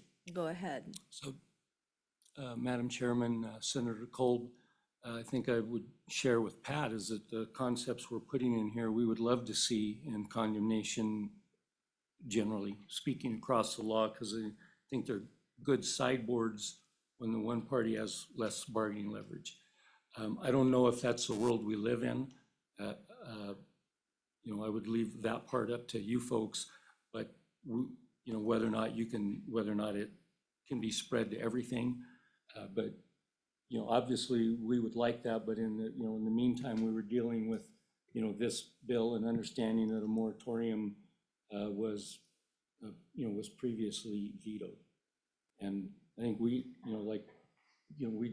agree with Senator Ide with his comments on eminent domain in general, but there again, it's not the world we live in right now. I don't know, I hope that is helpful. I hope that addresses what you're asking. Follow up? Follow up. Yeah, that's one thing, but the other more broad question is if you're an attorney getting paid by your clients to represent them in a court of law, I thought it was, you know, I'm not an attorney, that you're working for their best interest. And when it comes to negotiation, I mean, I understand it's a give and take, and frankly, the balance is who takes advantage of who. And by all means, both sides have taken advantage of the other side at one point in time. That seems to be real clear to me. Either it be the landowners or the utilities. It's gone back and forth. I'm looking for a fair solution, you know, to this problem. But I will say what the issue that, and I want to just chime on about these 15% of people being disenfranchised. And I'm not going to talk about the federal government. I mean, I don't agree with that either, but in particular, there's a consequence for doing this. Obviously, there's a public good, and there's a consequence for disenfranchising 15% of the landowners and going against their will. So do you think that this 85-15 split is fair about the landowners, or would you be amenable to, say, a 90-10 split between the landowners, or are we pretty well set in stone about this split, that the 85-15? I was looking for your comment on that, sir. Go ahead. Madam Chairman, Senator Kolb, I personally do not have strong feelings on the difference between like switching it to 90. I think I would point out that in some states, collector lines associated with solar and wind do not have the authority to condemn. So they have to address that issue as part of siting their wind farm or their solar farm, and they have to have a plan on how they're going to get that power to market. And I throw up Kansas as an example. Excuse me, we do quite a few wind leases in Kansas, and we've never really, you know, seen that be an issue. It's something that they, as far as we know, that they're planning for when they approach the project. And so on this type of thing where we're not probably talking a long distance, I think there is an argument that that 90% is a good sideboard. I think there's also an argument that you know, that if they can't make an agreement, they need to find another way around, and they need to deal with that, you know, when they're siting their wind farm. And it's a little bit similar to the point that Senator Ide brought up, is one of the things that, you know, that has always been a concern when we talk about wind and solar that are most likely there because of a government policy and government subsidies, so they can afford to put enough money out there to incentivize a landowner for the solar farm or the wind farm, and then the risk of their neighbor getting condemned for a power line, which is certainly what we are trying to limit. You know, and keeping in mind that the bill that was an outright moratorium on collector lines was vetoed, and so that the idea would be that, you know, that this would be, you know, a compromise, and it would, you know, allow the authority to condemn, but with some pretty good sideboards that gives everybody incentive to, you know, to truly do everything possible not to condemn. You good? All right. Representative Allemond. Thank you, Madam Chairman. Does this strengthen our current law that helps those people who are disenfranchised, or just is this a harder bill that will protect more people? That's my biggest concern. I do not like disenfranchising those 15 people, or those 15%. And I just want to make sure that this is a tougher bill that will protect more people. Thank you. Go ahead.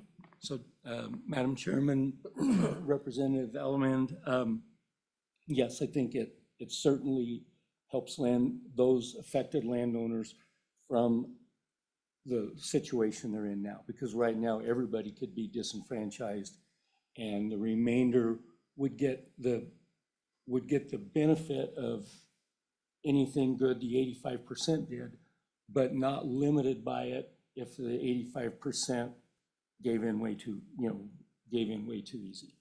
Follow up? Thank you, Madam Chairman. Can we make it 100%? That might be a landmine. There you go. Yeah, I would leave that one obviously up to you guys. Thank you. All right. Thank Okay. you very much. Any further Senator questions? Steinmetz? Go ahead. The other thing, Representative Allman, the other thing that I would point out is, at least in the compensation in the current bill, the disenfranchised, whether it's 5% or whatever percent you guys pick, their compensation has to be, is limited by the bill so that they're not getting some ridiculously low compensation because they held out. And so we did put that in the bill. That's actually in your original bill, to try to help those, well, disenfranchised people at least get the compensation that everybody else is getting along the line. And so we tried to add that in to help those people out. And the liability, if we put that in, would be Yes, included would as also well. apply to those guys, as well as the abandonment issue. Yeah, all right. Madam Chairman. Go ahead. I'd like to add a point on compensation issues, but as the law is now, Wyoming is the only state I know of, and I know of quite a few of them, but not all of them, where somebody who is being condemned, that the fact finder can look at not just the value of their land, but at what is paid for similar easements on similar land. And that is really important to us as landowners. And so in this whole process, one of the main things that I'm concerned about is making sure that we don't mess that up and change that to like most other states. They look at what is the value of the land worth before the takings, and what is the land worth, and then after you put the industrial use on it, how much did that decrease the value? And that usually goes very poorly for a landowner, where what we should really be looking at is, what is it worth to share your land with an industrial use for the rest of your lifetime and deal with all the issues that are out there. And so Wyoming's standard of compensation is good for landowners. Certainly hasn't stopped, projects going forward. I think that since that's been in effect, it has made condemnation, somewhat less likely. But that was one of my main incentives for getting involved when I see these issues coming through, is to make sure that the previous amendments to the statutes and how the court has interpreted them are, if changed, it's changed very carefully. All right, thank you very much. Senator Ide. Thank you, Madam Chair. Not to belabor this, but since we're talking about the compensation, I've got a few comments on that too. I mean, really, fair market value or what everybody else is getting, that's just the monetary side of the equation. What about the sentimental side? What if it goes through, a cemetery, or there's some other sentimental reason why they don't want to do it? I think that typically, like with an oil and gas lease, you guys deal with that too. I mean, you get a bonus for leasing it to them for 5 years, 3 years, whatever, and then you participate with a royalty. And so I think strategic bargaining shouldn't just be what everybody else got. I mean, that holdout should have God-given right to negotiate for if there's any profit in that, that he participates in it. So just a comment on the monetary compensation on this as well. Thank you. All right. Well, thank you for that. And with that, I think we'll let you guys off the hot seat. Good luck with your trial. I think we got you out of here in plenty of time. You did, thank you. And we appreciate that. You might stick around in case there are further questions when we work the bill. And then we'll just let you get off to your next appointment. So with that, we'll go into public comment on the bill draft eminent domain energy collector systems. That'd be for wind and solar. Is there any public comment on the bill? Come on down. And Katie, do we have anyone online? I know we had one person online for several topics. Did they need to speak on eminent domain or water? I forgot to ask. She's not on. Okay, thank you very much. Okay, go ahead, Mr. Moline. Madam Chairman Committee, Brett Moline, Wyoming Farm Bureau Federation. Some points. I appreciate the amendment and would support the amendment on what I have the copy on the bottom of page 3, changing or to and, making that they have to do 85% of the owners and of the land. Would I support going higher? Yes. I think it's improvement on where we are now, where it's essentially 0. And I don't know that it'll take somebody a lot smarter than me, which is most people, but I do have concerns that the maintaining the confidentiality of the business arrangement on the agreements. I understand that they need to be used, but they should not be made into a public document that's available to the public. That, if they have to go to the courts, that's one thing, but that should not be opened up to the public. That's a private business transaction that should remain confidential, whatever is the best way of doing that. The issue of liability, should it be included in this bill? Yes, in my opinion. It's an issue that comes up. This has happened to my family. Well, a pipeline came through. They negotiated away the liability, but there's also indications that it might have cost them money and what they got for their agreement. So I think it needs to be addressed in all areas of condemnation, wherever their eminent domain is able to be used. But that's another topic. I think within this bill, somehow, I don't know the best way of just a blanket statement that landowners shall not be liable for anything that they're not negligently causing. Yeah, I don't know if it can be that simple or not, but it is an issue, and especially, and this would take an attorney to answer this question. If you are condemned, you're not inviting the project on. They're forcing themselves on your property. Do you have liability? Where if you have a voluntary agreement and you're essentially, hate to use, you're allowing them, I won't use the word inviting, but you're allowing them on your property, do you have liability? It's been indicated to me, and I can't remember who or how, that if you're condemned, you don't have the liability because you didn't invite them on. They're an uninvited guest. But if you have an agreement with them, that perhaps you do perhaps have liability. And it takes somebody else to answer that question. That's why I bring it up to you, esteemed folks. With that, Madam Chairman, I would sit for any questions. All right, questions for the Farm Bureau? Questions? Seeing none. I think we have some liability language from a lawyer in front of us, so thank you for that. Thank you. All right, is there any further public comment? Mr. Magagna, come on down. And while he's coming down, I'd like to recognize Senator Boner, who's joined us and used to be the Ag Committee Chairman here. So welcome back, Senator Boner. Glad to have you today.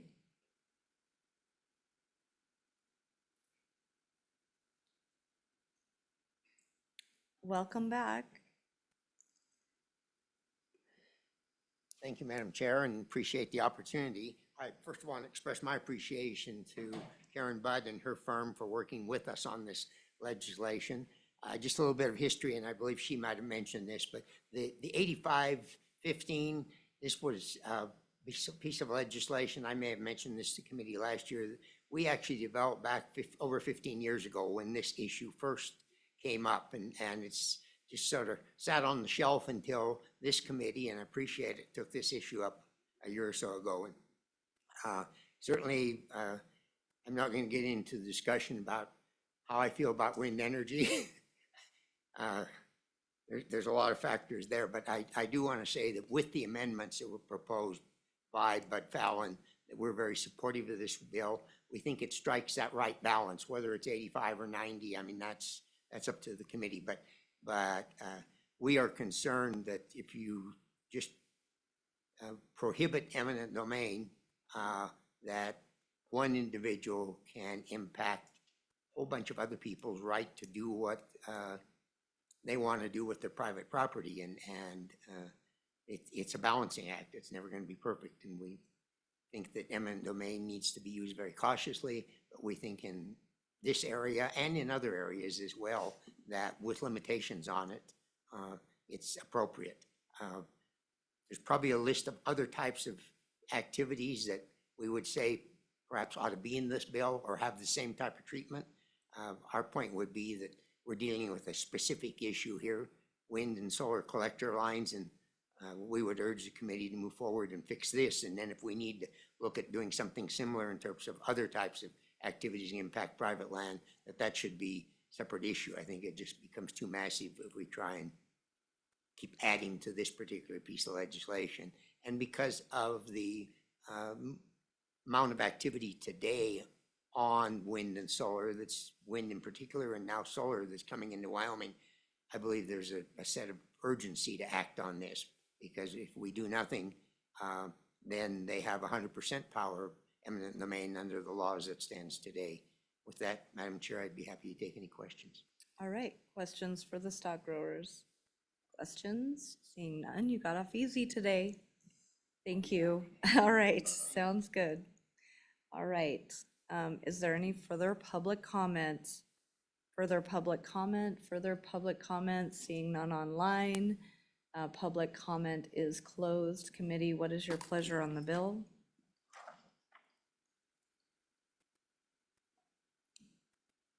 Representative Davis?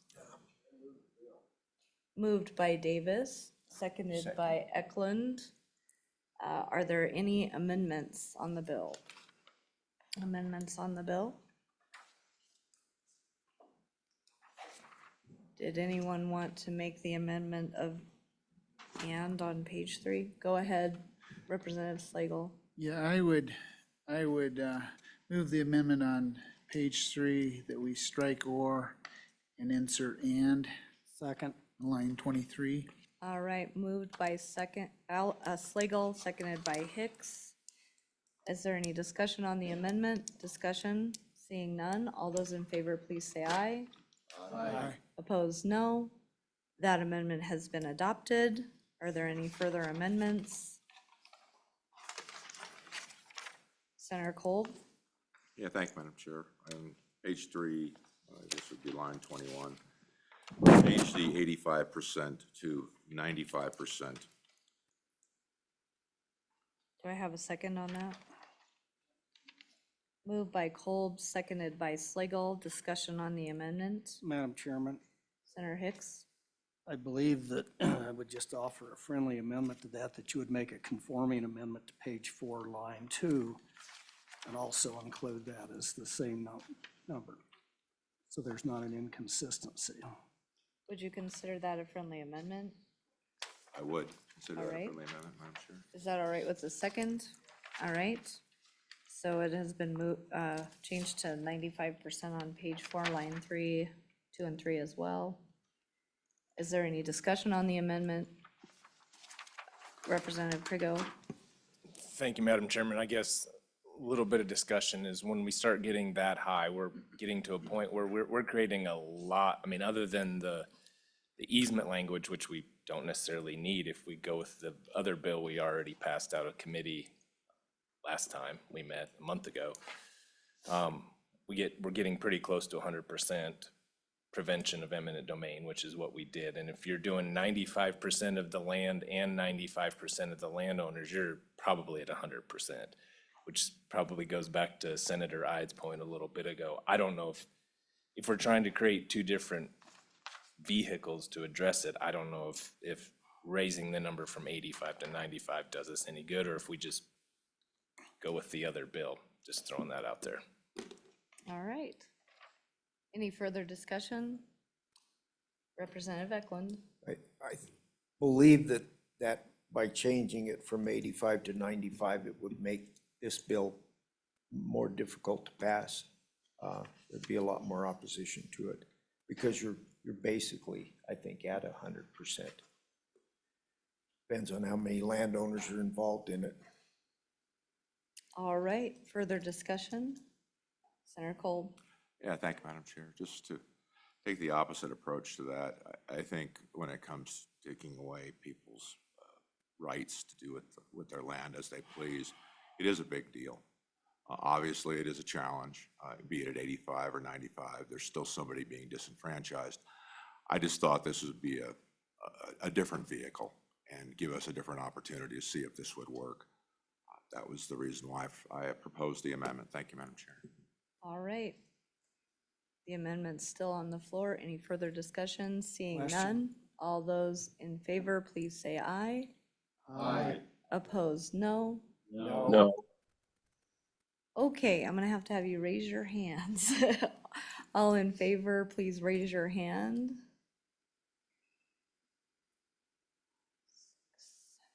8, 9, 9, 4. If you're opposed, please raise your hand.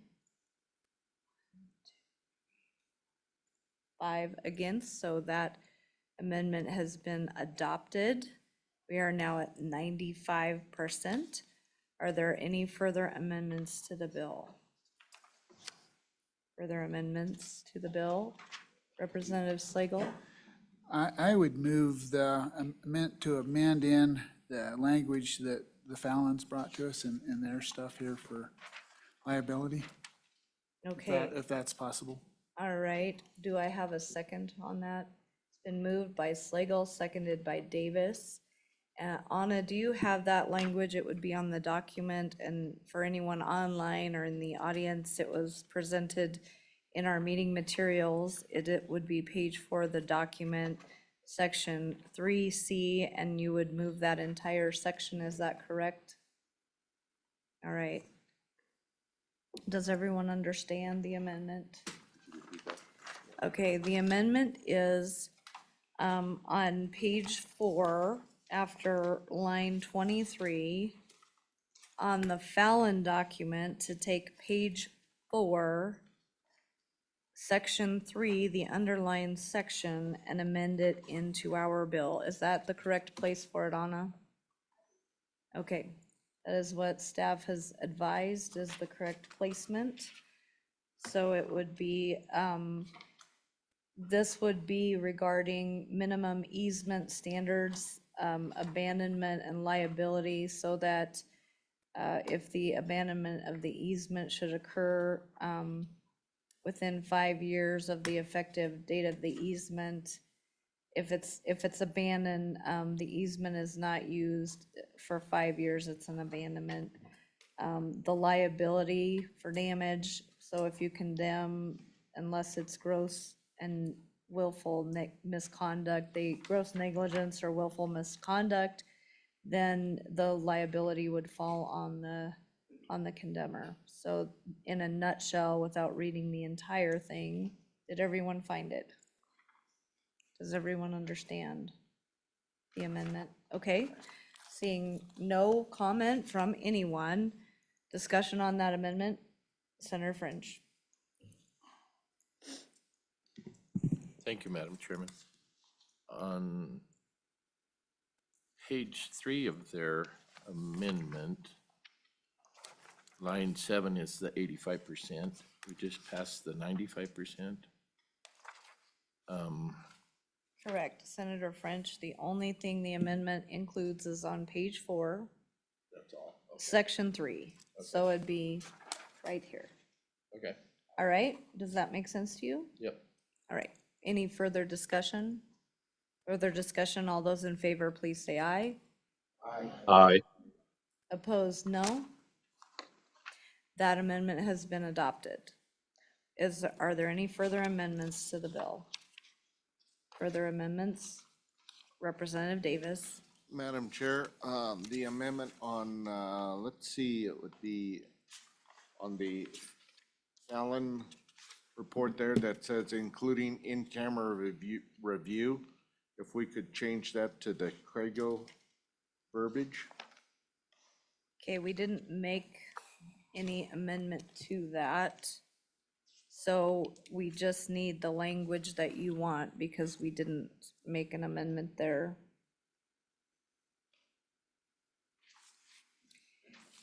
I think that Madam Chairman, nod goes to you, Representative.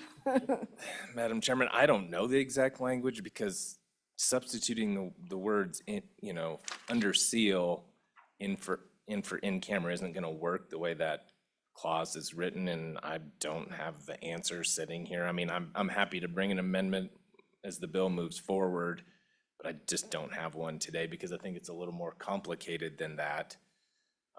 So I'm happy to work on that with whomever, but I just don't have one sitting here today.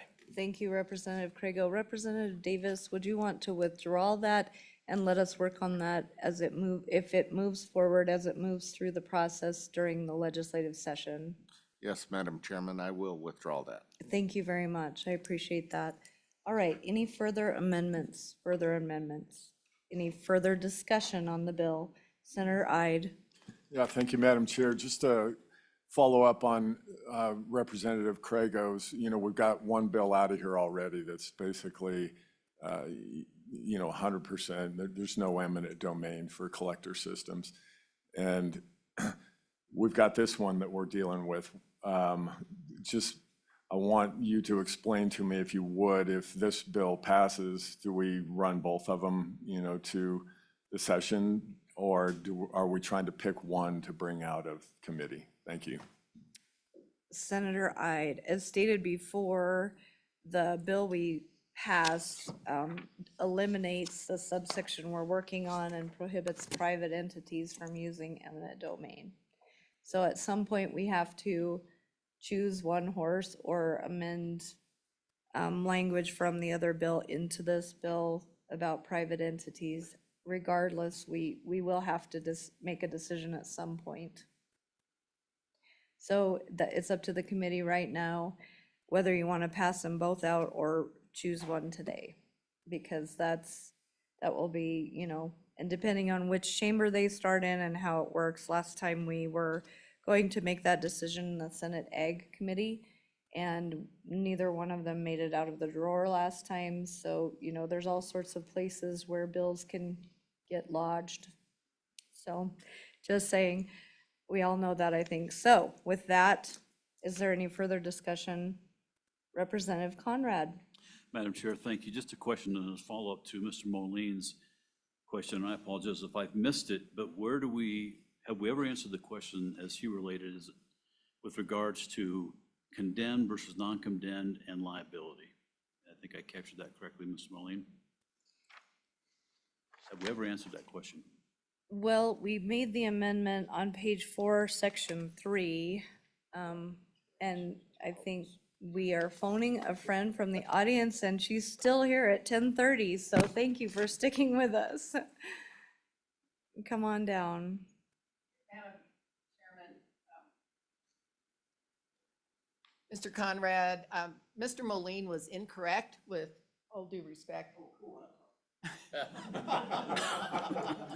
Even if you have a pipeline or a transmission line or whatever condemned on your property, you are still liable. So this bill, the language in this bill that you have already passed through the amendment, is the only way to limit liability at this point. Thank you very much. Thank you. And thank you for your hard work. All right. So with that, is there any further discussion on the bill? Senator Hicks. Madam Chairman, I find myself struggling with this piece of legislation for a number of reasons. number one, I think the liability issue is real, but I also think it's much broader than just energy collector systems. And so it's something that needs to be addressed, because I think the situation out there can be very arduous in a situation where something happens and all of a sudden you're on the hook for $10 million for some infrastructure out there. So but it's broader than energy collector systems. So bar that discussion. And I also go back and I would ask staff on the veto language, because it's my recollection on the veto language is because the current bill that we passed out and the bill last year was basically in perpetuity. It was a absolute, and I think the veto language, and maybe Anna has that, was for that reason, nothing to do with the 15% landowner issues at all. Anna, do you have that language? Madam Chairman, Senator Hicks, I do have that language. Basically, it was not this bill, but the other bill that we passed through committee at the last meeting. That bill had, it was a 9-year moratorium for wind farms, and the governor was concerned about the length of the moratorium, and so that's the reason that he vetoed the bill. It was 9 years at that point, so that was the reasoning behind the veto at that time, and that was in 2023. Thank you, Anna. Thank you, Madam Chairman. So again, it had nothing to do with the 85-25. It was specifically with the duration of the bill and the length of it. So knowing that we have another bill out there that contemplates that we could address that issue as it moves through the session. My fundamental problem, while I think there's some really good stuff in here, and I think we do need to address this liability and this insurance issue, but across the board for all use of eminent domain, not just collector systems or all easements. In fact, I think it's much broader than just the right of eminent domain. I still come back and I look at what we're doing here, and it's just, this is the police power of government using eminent domain to take somebody's property rights, which is exactly what the purpose of eminent domain is for, but for the specific purposes of public use. And that's very well defined in the Fifth Amendment of the Constitution under the Takings Clause. And it says public use is for the seizure of property and is supposed to be paid for just compensation. And I still struggle with the issue of how 85% of my neighbors or 90% of my neighbors can define what just compensation is for me as an individual.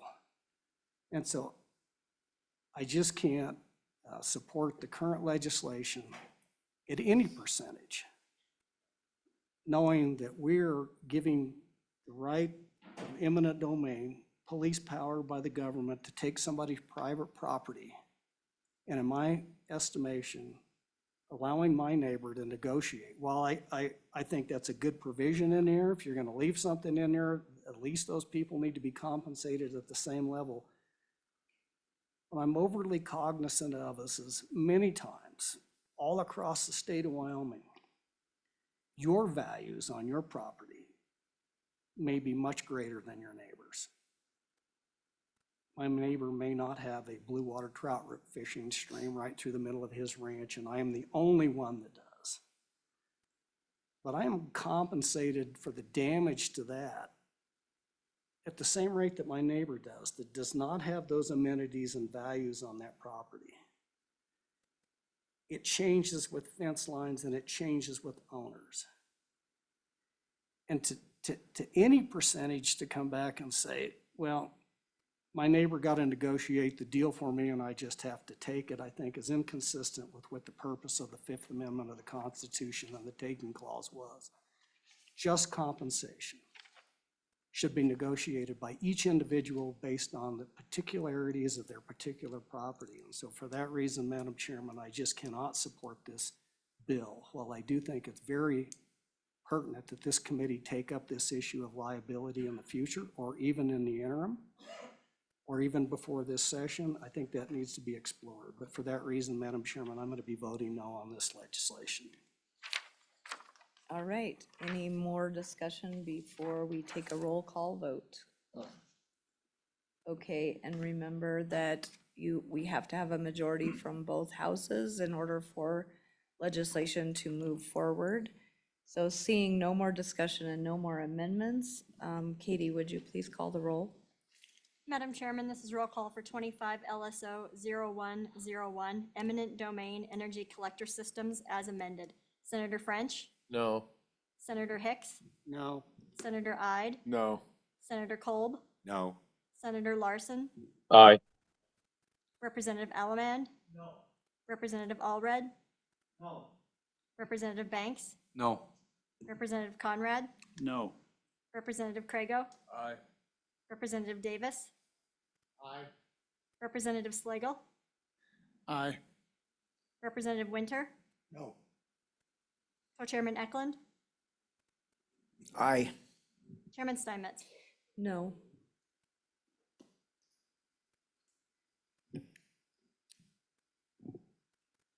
I believe that. One moment. We'll just let Katie get our numbers put together. And as said before, there are some really valuable and important concepts in this bill we fleshed out over a lot of time. And it doesn't preclude anyone from running a personal bill or a minimum easement standards bill. So we thank everybody for their hard work on it. Madam Chairman, that failed sponsorship. Yes, and the bill did fail, as I predicted from my remarks. So with that, I think we'll take a 10-minute break. I know we're running slightly behind, but it's time for a break, and we'll be back in 10 minutes. Thank you.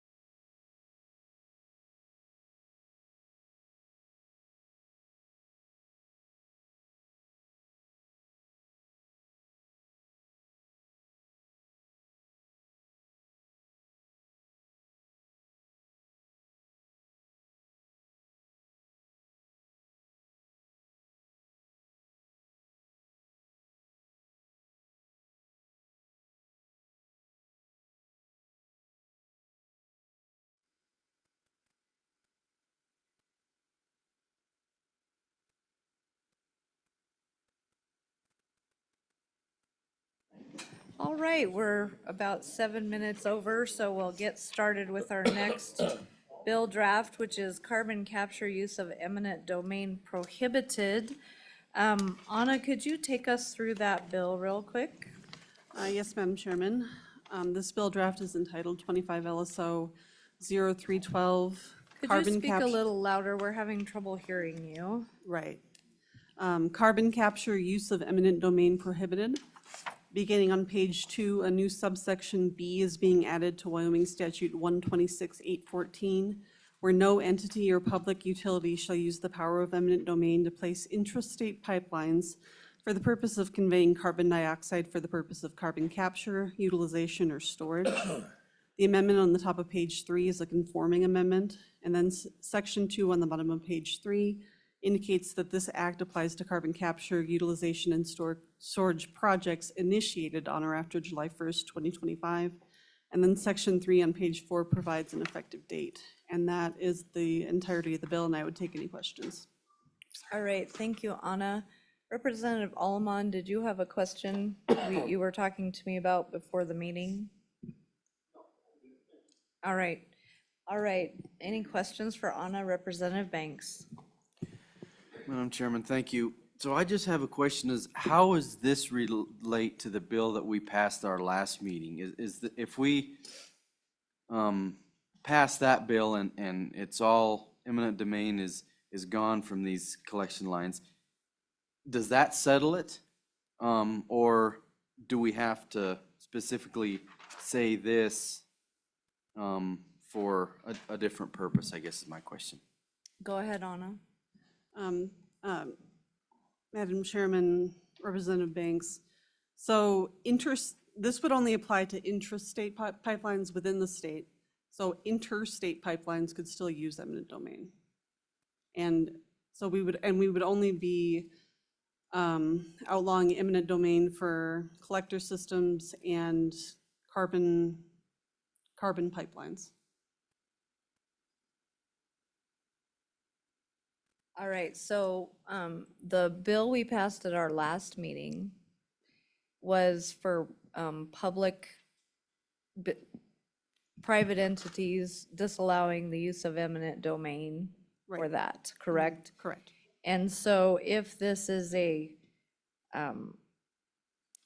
private entity, that just had to do with energy collector systems, is that correct? Madam Chairwoman, this is for entities or public utilities using interstate pipelines for carbon dioxide.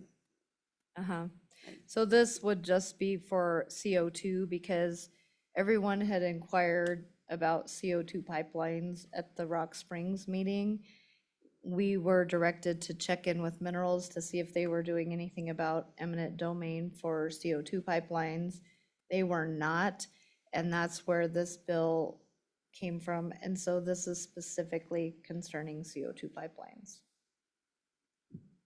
as promised to the committee. So go ahead, Representative Allamont.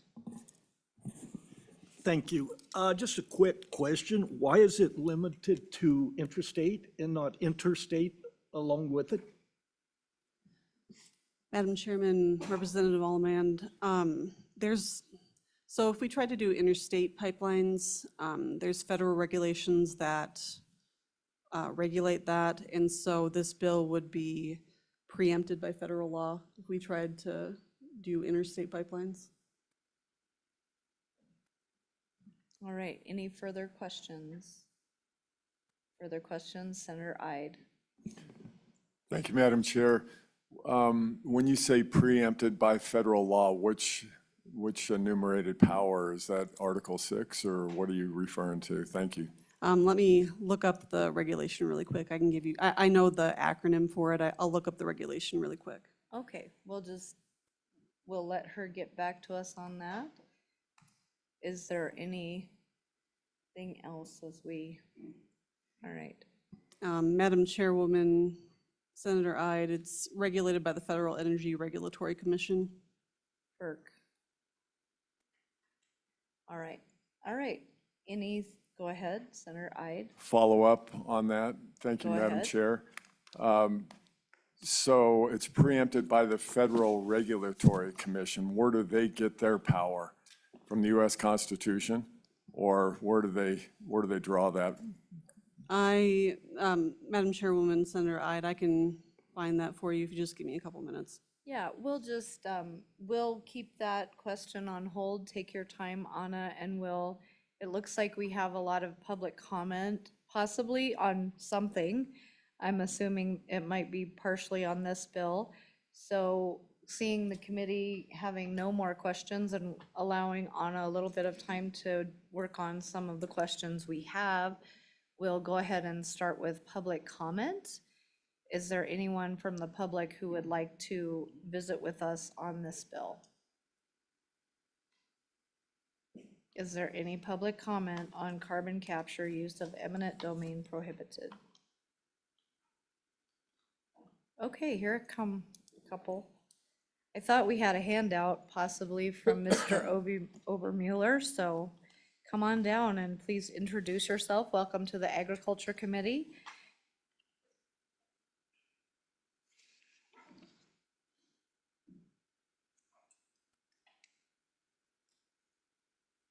Welcome.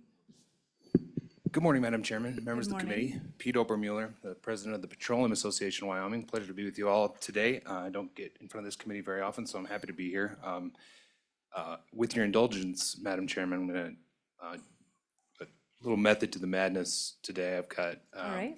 I've got my friend and PAW member Brian Hume here with TR Operating. He's going to speak briefly, and then when he's finished, I'll pivot and I'll ask my friend Eric Holt, who is also a PAW member, to come up and talk about it from a little bit different angle. So just to let you know where I'm heading.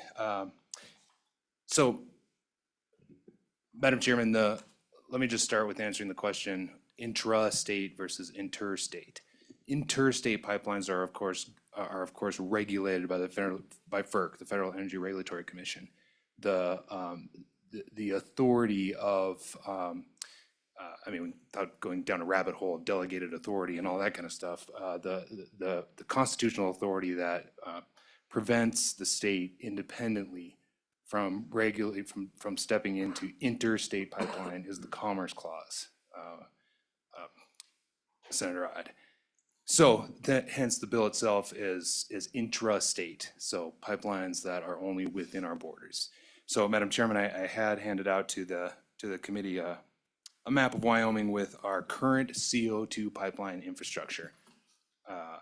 And I want to focus my initial remarks here on enhanced oil recovery. All right, before you go, just everybody, it looks like this. It's a little map and it shows you, okay, so everybody got that? Sorry about that. Just want to make sure everybody's up to speed, so go right ahead. Thank you, Madam Chairman, I appreciate it. So enhanced oil recovery, Madam Chairman, is the process by which oil and gas companies can inject CO2 into legacy oil and gas fields to increase production of oil.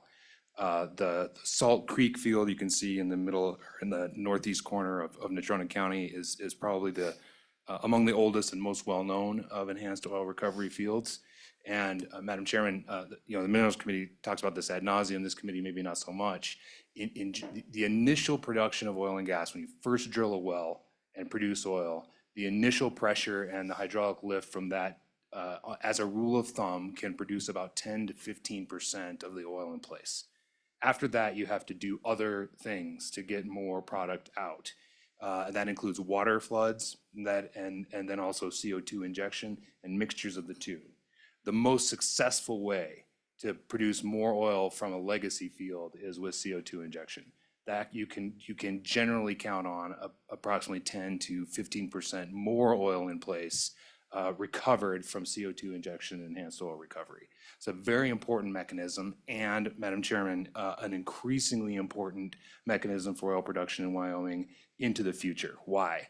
Because eventually all of our fields are legacy fields. And in order to produce more of our resource in Wyoming, enhanced oil recovery is is absolutely necessary and is the future of production. So the map in front of you shows you our current pipeline infrastructure for CO2. Those are CO2 exclusive pipeline. You'll see the spurs coming off of it to various projects. The darker blue are projects that are already in place. There's some lighter blue we'll get to in a moment.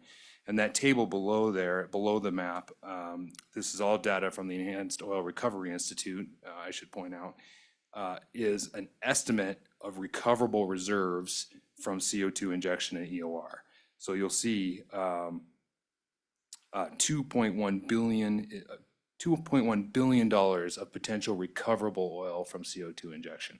That 2.1 billion, of course, would equate to something like 8 billion in severance tax revenue for the state of Wyoming, not to mention ad valorem and sales tax, and of course, significant payments to landowners as those projects advance.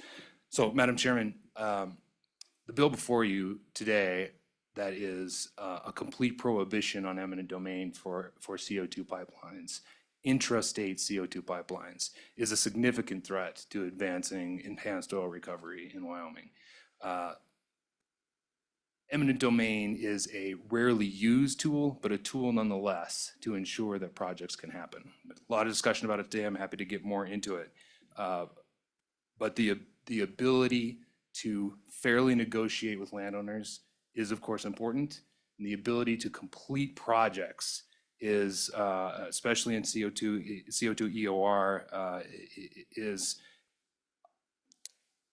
the ability to complete them is dependent upon a pathway forward to negotiate with landowners. If that pathway is completely eliminated, then projects don't happen. Unfortunately, we have a lot of experience in this, not in condemnation or eminent domain, but in the split estate, right? Where the federal government owns the minerals, private landowner owns the surface, or some other combination of that. Yet another thing we can thank the federal government for foisting on us, but we're used to having these negotiations. Are they easy? No. Are they tense sometimes? Absolutely. Do we generally work them out? In almost every case. In almost every case, we work them out with the landowner in a positive manner. So I'm going to leave it at that and just mention, because the Minerals Committee was brought up, I completely trust the question was asked, is the Minerals Committee dealing with eminent domain? And that answer is, of course, no. But the Minerals Committee is very active on CO2 enhanced oil recovery because they want to incentivize more of it. So they've already passed 2 bills that will come before you in the session that looks to enhance, further incentivize and to help build our EOR infrastructure. And they're actually exploring ways and could potentially bring another bill that would encourage and incentivize further build out of CO2 pipelines. So this bill and the movement of the Minerals Committee are on a collision course because this bill is a significant hurdle to infrastructure build out, and the Minerals Committee is looking to incentivize that infrastructure build out. So I'm going to leave it at that. I'm going to leave it at that, and I'm going to turn it over to Mr. Hume, who is with TR Operating. He's just going to talk for a minute about his project, which is indicated on your map. Thank you, Pete. Madam Chairwoman, members of joint. Let me try that again. Is your mic on? All Is it? right. Okay, there we go. Go right ahead. Madam Chairwoman, members of the Joint Agriculture Committee, thank you for letting me speak. My name is Brian Hume, along with my father, James Hume. We are the owners and operators of TR Operating. TR Operating right now is in the process of developing the first large-scale EOR project in the state of Wyoming in over a decade. This project brings significant economic benefits to the state of Wyoming, including a $500 million capital expenditure and over $600 million of tax benefits over a 20-year period to the state of Wyoming. These funds not only benefit the state's budget, but also can support Wyoming's communities, services, and infrastructure. I understand the concerns landowners have regarding CO2 pipelines. These concerns are valid and deserve attention. In developing our CO2 pipeline, we are committed to prioritizing voluntary agreements with landowners, aiming to respect property rights at every stage. I understand also, I would like to also emphasize the eminent domain would only be used as a last resort should all other options be exhausted. Securing financing for a project of this magnitude is challenging, and having an eminent domain as a last resort tool is essential for providing investors with confidence that the project can move forward as planned. Thank you for your time. If you have any questions, I'll be happy to answer them. All right, committee questions. Representative Slagle. Yeah, thank you, Madam Chair. Question I would have for you guys, talking about eminent domain being essential to projects. I mean, I live in a portion of the state where there's a lot of federal land associated, but my concern is federal land is public land, and public uses should be using public land, but invariably I see oil companies avoid public land at all costs. So that means private landowners are being condemned because it's cheaper to condemn private landowner than it is to go across federal land. Is that a correct assumption? Go ahead, you can phone a friend, either one of you. Yeah, Madam Chair, and thank you, Representative Slagle, thank you. First of all, again, eminent domain and condemnation of private land is a very rare thing when it comes to pipeline infrastructure and oil and gas. Now, you've rightly identified that oil and gas companies try to avoid federal lands. Why? Because it has always been hard to produce oil on federal land, and it is getting harder by the day. You know, without taking all the time about every single regulation, all that, let me just mention right now that there are 11 rigs running in Wyoming today, 6 of them in Converse County. But in that Converse County area, we're living under an injunction from federal district court that has paused all new permits in that area. That is a significant threat. In some cases, an existential threat. And so it is beneficial for oil and gas companies and pipelines to try to move to private lands to the extent that we can. And for that very reason, it is beneficial for oil and gas companies and pipeline companies to work with landowners to make that happen. It's very hard in Wyoming. 77% of the resources we produce in Wyoming has a federal nexus. We're running out of places where we can avoid the federal government, unfortunately. So it's not, what I want to push back on, Representative Slagle, is it's not an either or of working for the feds or instituting eminent domain with private lands. In fact, that hardly ever happens. It's encouraged to work with private landowners because of how much easier it is and better for us, better for the landowner if we can work something out. And if you have a project where 80% of the people want it and 20% of the people don't, I think every one of us is going to draw that line a little bit differently, right? About when is it appropriate to do eminent domain, and when because of the rights of the other 80% who want to do a project being held up by the rights of 20 or 10 or 5% or whatever that don't want to.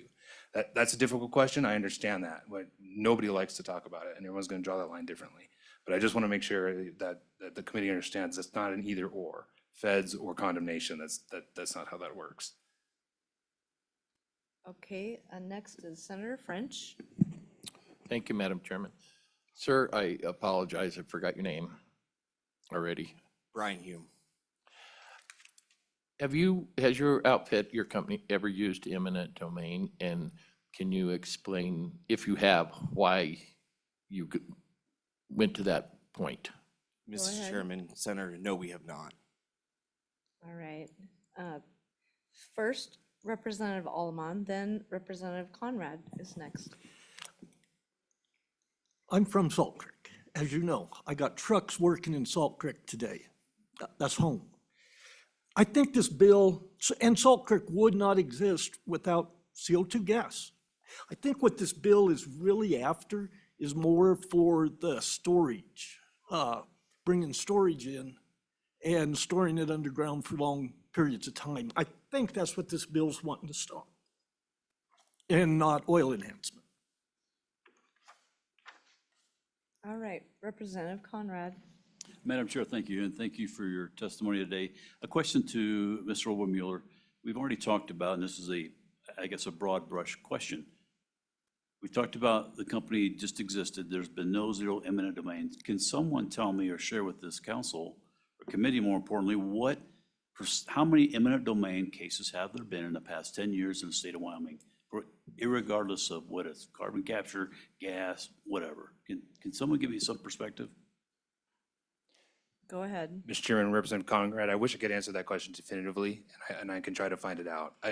In terms of any eminent domain anywhere, I don't know. I don't even know it in the pipeline context. I do know in conversations with my pipeline members that it is very rare, and in fact, talking to a company this morning who's been around for a very long time, has not had one in decades. So it is not common by any stretch. Thank you. Representative Slagle. So then, thank you, Madam Chair. So then, Mr. Obermuller, I guess by your statement just now, if it's very rare that eminent domain is used, is that a correct statement? Because I think eminent domain being present makes it being used, even though you as an oil company who have that option to use it might not say anything about it. The landowners feel that pressure. I mean, and be truthful, companies do use it because they imply the threat is, if you don't agree, we're going to condemn you. So, I mean, I think that what this bill does is it makes you operate fairly with all landowners, just like you would operate with the federal government. I mean, either you do what the landowners are asking, or you go some different way. And I mean, basically that's what's happened with the federal government. You look at the federal government's regulations and all their requirements, and you're like, it's cheaper and easier to go a different route. So we're gonna go a private route. And so I guess I see taking away the use of eminent domain does the same thing. It puts individual landowners at the same level as our federal government. Basically, we can either say no, and you have to go around us, or we can negotiate, negotiate to where it works for us to have your pipeline come across us. And so I guess that's why I see getting rid of eminent domain really isn't a bad thing in my mind. All right, Senator Chairman. Ide. Over here, Madam Chairman. Did Sorry. you want to answer that real quick and then? I do, Okay, Madam go Chairman. ahead. I appreciate that. It's, so I said that its use to the end of the process is very, very rare, where the land is actually condemned. And now, the point of it is, and you and I may just agree to disagree on this, but the point of it is, if it's, as the bill is written, a complete prohibition, then even if you have 200 landowners and one landowner who occupies 1 acre won't talk about it, just no, won't do it, then that scuttles the entire project to the detriment of all 199 other landowners and the project. Eminent domain allows a path for conversation. And I would argue, Madam Chairman, that in Wyoming, we're actually pretty good at this. We do this a lot. I'm not saying it's always fun. In fact, it's probably never really fun, except for when you come to agreement. And then a project happens and landowners get paid and the state realizes its tax revenue and all of that. And then it actually is kind of fun. And I'm not going to try to pretend that it's easy, but we've worked it out in Wyoming to a point where we have a pretty good relationship. And as Ms. Bud Fallon mentioned, she said for any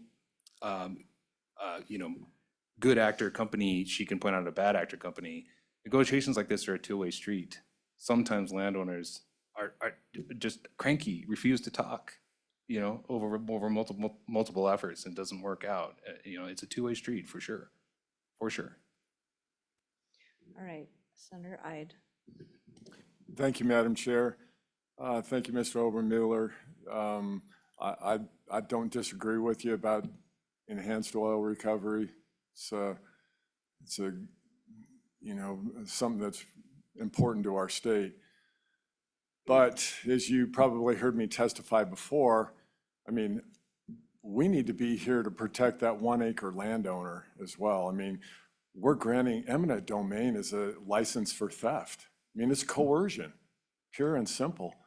And if we can't protect the minority, we're not doing our job here. That's, you know, the Fifth Amendment, as Senator Hicks said earlier, was designed, you know, in the Constitution for the government, not necessarily private individuals to, you know, it was intended originally for roads and bridges. You know what I mean? Eminent domain. But we're going down a road here where now we can steal our neighbor's property because we're going to benefit from that. And that's not a path that I'm willing to go down. So anyway, that's, I'm in favor of this bill, actually. Thank you. All right. Any Madam further Chairman? comments from you? There you go. Thank you, Madam Chair. I appreciate you and your indulgence. Senator Ide, I merely point out that theft implies that there is no payment whatsoever.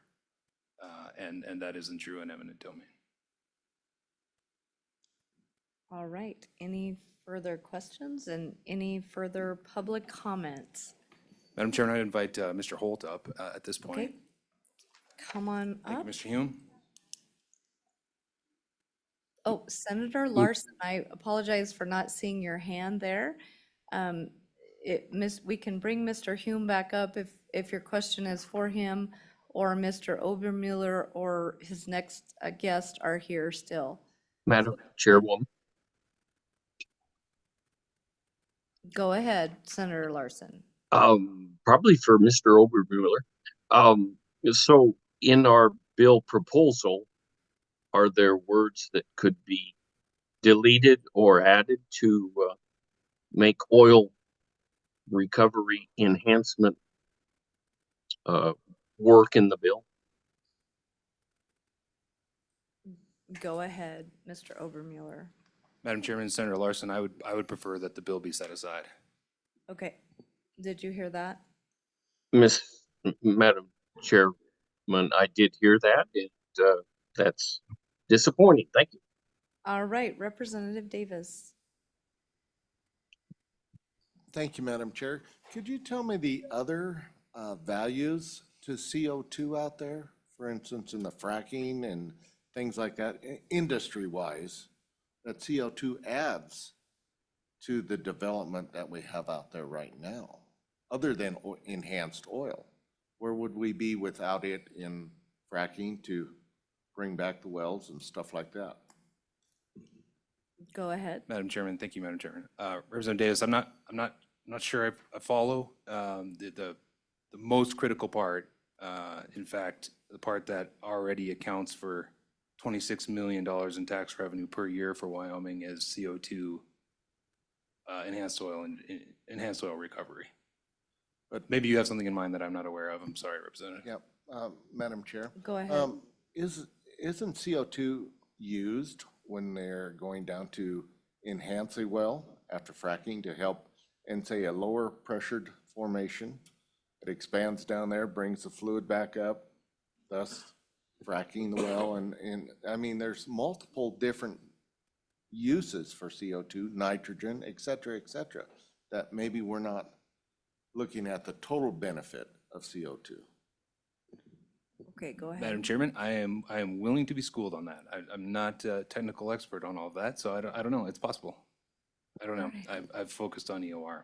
We will get back to you on that. Maybe we could get an email if you find more information on that, and or you can email the information you have, Representative Davis. Thank you very much. All right. Could you please state your name? I have neglected to write it down. Thank you, Madam Chair. My name is Eric Holt. I'm here as the General Counsel of the Frontier Carbon Solutions.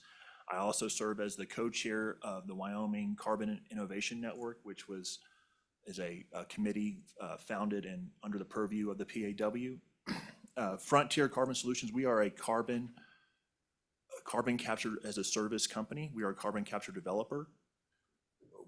Ultimately, we're really just a team of legacy oil and gas professionals that have been working in Wyoming now for almost 20 years, using CO2 for enhanced oil recovery, and now looking to see how we can use Wyoming's incredible natural resources to help build this new emerging economy, this new emerging market, which is the carbon management market.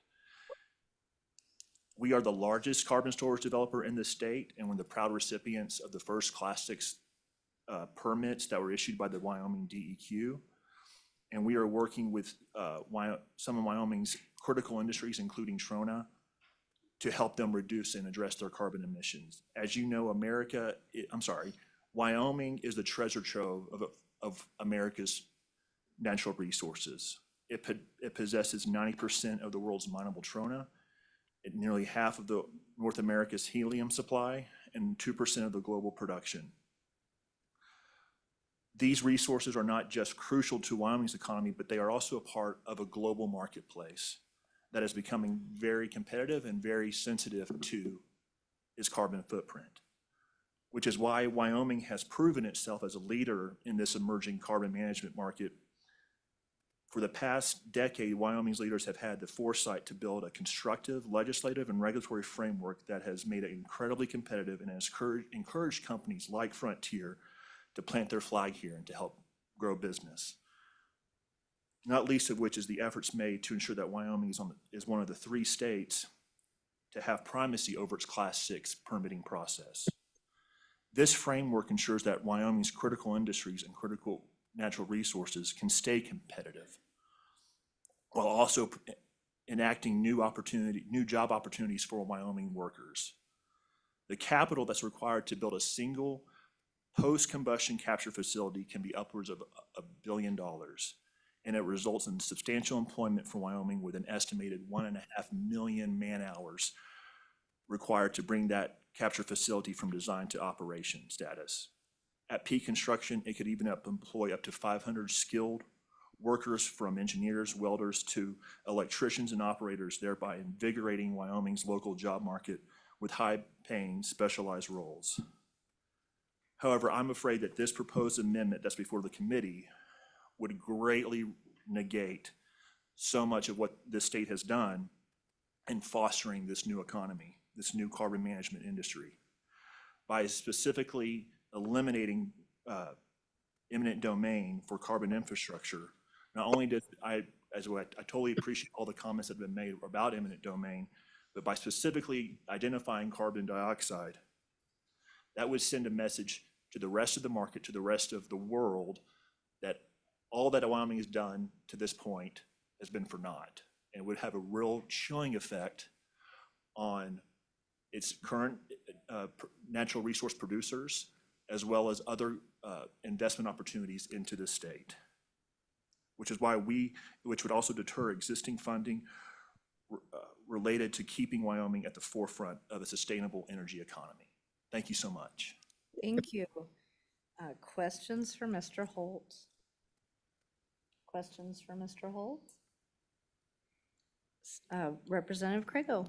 And this could be a question for either one of them, Okay, actually. all Thank you, Madam right, Chairman. yes. So just a scenario here, oil and gas company, they want to use secondary recovery. We're using CO2 to do that. Is it possible for you to store that while you're waiting? And is it, because we're talking about this particular bill, it uses the language storage, utilize, et cetera. I mean, would you guys as a company or any of the PAW companies store CO2, use it later in a field? Is that a possibility? Madam Chairman, Representative Craigo, thank you. I think logistically, I don't think, I'm not aware that would probably be something that would be in wide use. I think to answer Representative Davis's first question, or earlier question, I'm sorry, their CO2 is actually absolutely used as for, what they call huff and puff procedures, where they do inject CO2 into horizontal wells that have been, in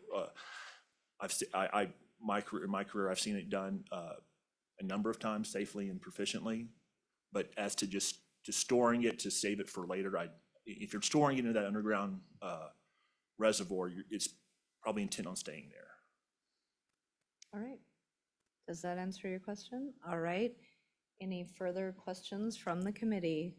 Representative Davis. I have a question, just, and I don't know if you have the answer, but you know, at our power plants, we're trying to strip the CO2 out, okay? And if that was put into a pipeline and run to a adjoining field, say up there, Dave Johnson, you know, there's fields around there and stuff like that, this would prohibit that from occurring, is that correct? Go This bill. ahead. Madam Chairman, Representative Davis, it prohibits the use of eminent domain in discussions of, prohibits the use of eminent domain in ensuring that that pipeline from Dave Johnston to the big muddy field that's on your map there, eminent domain would not be able to be a tool as a pathway to complete the project. Thank you.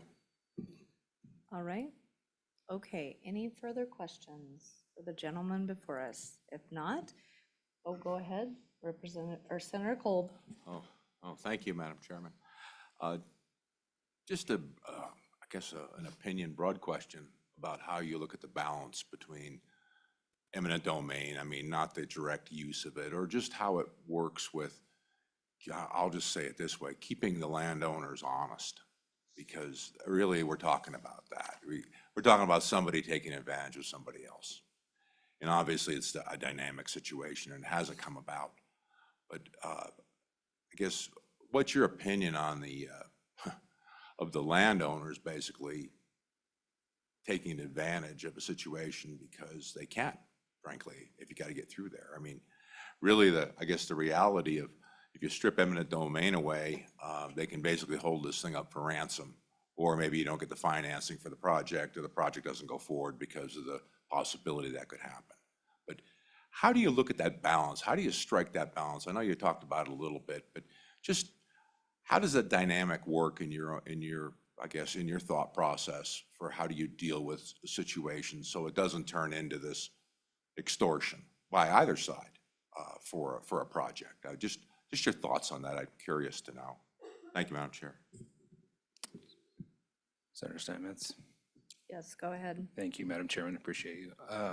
Senator Cole, appreciate the question. And yeah, it is the question that you all and we all, particularly in Wyoming and split estate and federal lands situation, have to deal with, I think, more often than lots of other places. Where do you draw the line? And, you know, I don't know that we'll ever fully agree on where that line is. Not you and I just mean collectively, all of us, as you've already heard. From my standpoint, it can't be all or nothing either way. And a full prohibition on eminent domain is all one way. It allows a complete veto over everybody else, as opposed to promoting policies and incentivizing ways for landowners and operators, no matter the situation, to come together and try to work it out. And, you know, there are multiple steps in that process. Whether you're talking about just straight oil unitization for oil and gas, you know, where there is a threshold requirement, or the bill that you all passed last session on carbon sequestration unitization, there's a threshold requirement. And you talked about a threshold requirement this morning in wind energy collector systems. There's a balancing act, and there's a way to promote fairness on both sides that doesn't preclude either side from a path forward. And I think that's where I'm at. And we can debate, you know, we can debate forever about where that right line is, and maybe we agree, maybe we don't. But there is a line there somewhere that we should try to find that's not all or nothing. All right, we'll go to Representative Banks I would- and Senator Hicks. Madam Oh, Chairman, go ahead. I could address. Okay, go ahead. I just, I would say that in my 20-year experience, the two times that I've seen, and one of it was even directly related with a project I was working, but the two instances where I've known where eminent domain was utilized was, one, there was an issue where the owners were unascertainable after doing months and months of title research and background and working and looking through internet searches and whatnot. We couldn't have to ascertain who the actual owners were, and so that was part of the reason. That was ultimately what led us to go through eminent domain, and we set up a receivership for those funds so that way, if those landowners were ever identified, they could have their participation in the compensation. The second issue is And again, taking a step back, in eminent domain, by granting eminent domain, you are not taking the property. You are allowing for a judicial review of your commercial negotiations to be handled by a district judge. And in the other case, the issue was settled before it went to the hearing, but it ultimately, a lot of the times that, in my experience, the landowner who is protesting or on whom which your eminent domain action is pending is typically, it's more or less is a commercial, sophisticated landowner that doesn't reside on the property. They just own it as part of as a trust, or own it as part of their commercial operations. All right. Did that answer your question? All right. Representative. Answered my question. Your question. Okay, He's all right. next. All right, Representative Banks is next. Madam Chairman, thank you. I just had a little thought here that maybe I'll run by you. So it feels like the biggest issue we have is that you have with it is the EOR piece. And going back to something that Representative Alaman said earlier, on page 2 on 19, line 19, if we were to eliminate utilization and go back to what Representative Alaman suggested, was we're trying to prevent the capture and the storage, would that settle maybe some of your heartburn with this legislation? All right, go ahead, Mr. Obermuller. I think that was a question directed at you because since you are in the storage business, that probably wouldn't help you.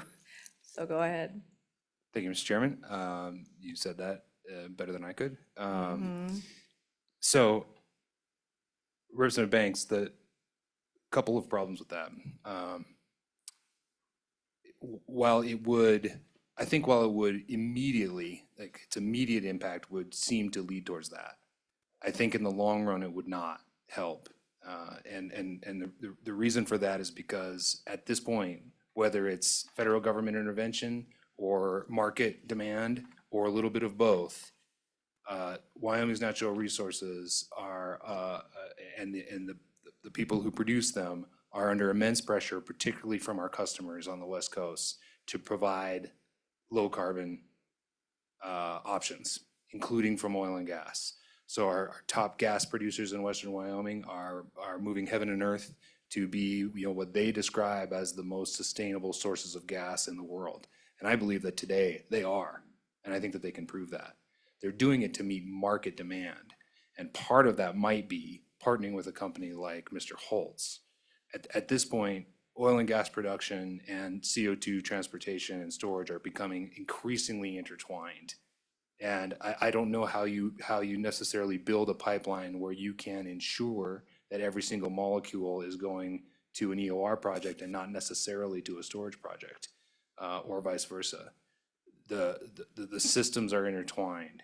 And, I wish that we could have figured out a way to do this prior to the impact it's had on Wyoming's coal operators.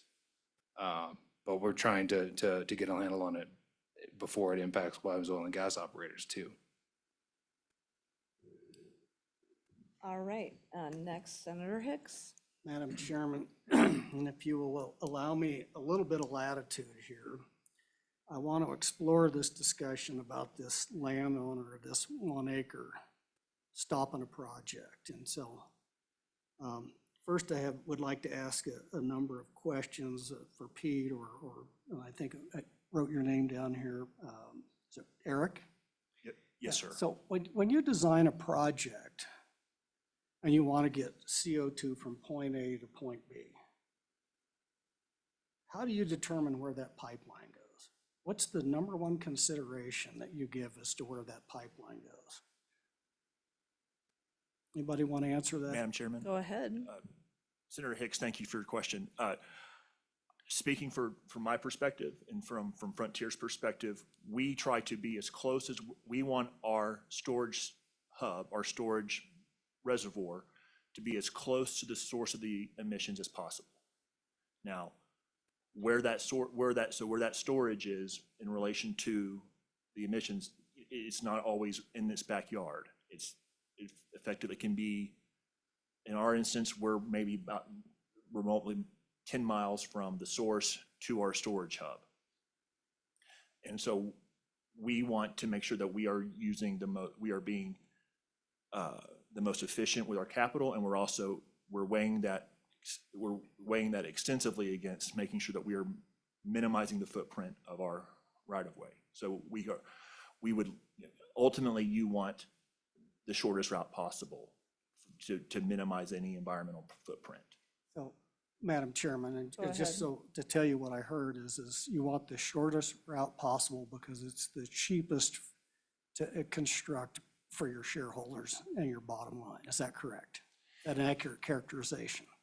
It is the, Madam Chairman, Senator Hicks, it is the benefit of all parties, including the project developer, to make sure that it is the shortest distance possible. So, Go Madam ahead. Chairman, to continue to explore this just a little bit with this 1 acre and the one landowner concept, being able to stop a project.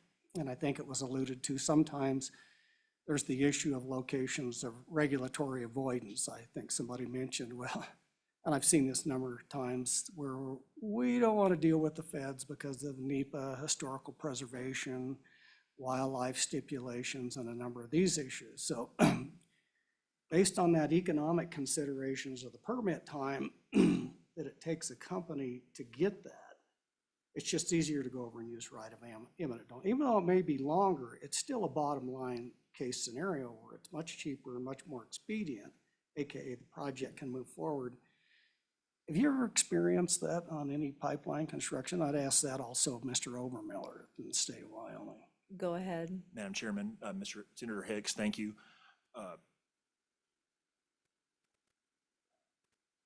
Speaking specifically to the BLM, I can tell you for Frontier, we are not afforded that luxury because we are checkerboarded with BLM lands around the majority of our project. So we would not see eminent domain as a shortcut to try to go around the feds. I would submit that eminent domain, again, taking a step back, eminent domain in and of itself is not a condemnation by fiat. Eminent domain is. Madam Chairman, if I may. Go ahead.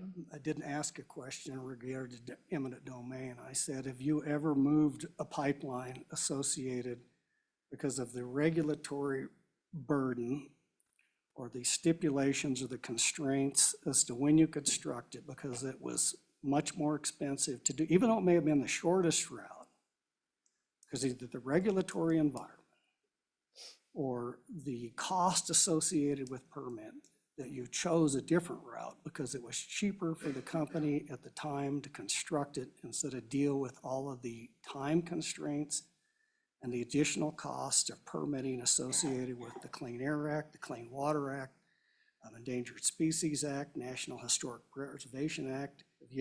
Are you aware of any pipeline your company or any other company in the state of Wyoming has made that choice for regulatory avoidance purposes? Madam Chairman, Go ahead. Senator Hicks, I can only speak for Frontier. We have not made that determination. So I'd ask that same question to Mr. Obermiller, Madam Chairman. Okay, go ahead. Madam Chairman, Senator Hicks, if you're asking, do pipelines evaluate the full scope of costs and regulations and taxes and land ownership patterns and all of that in their project proposals? Sure. Okay, Madam Chairman, so All right. the second component then is, so what happens when those scenarios come through? So all of a sudden, we're planning a pipeline.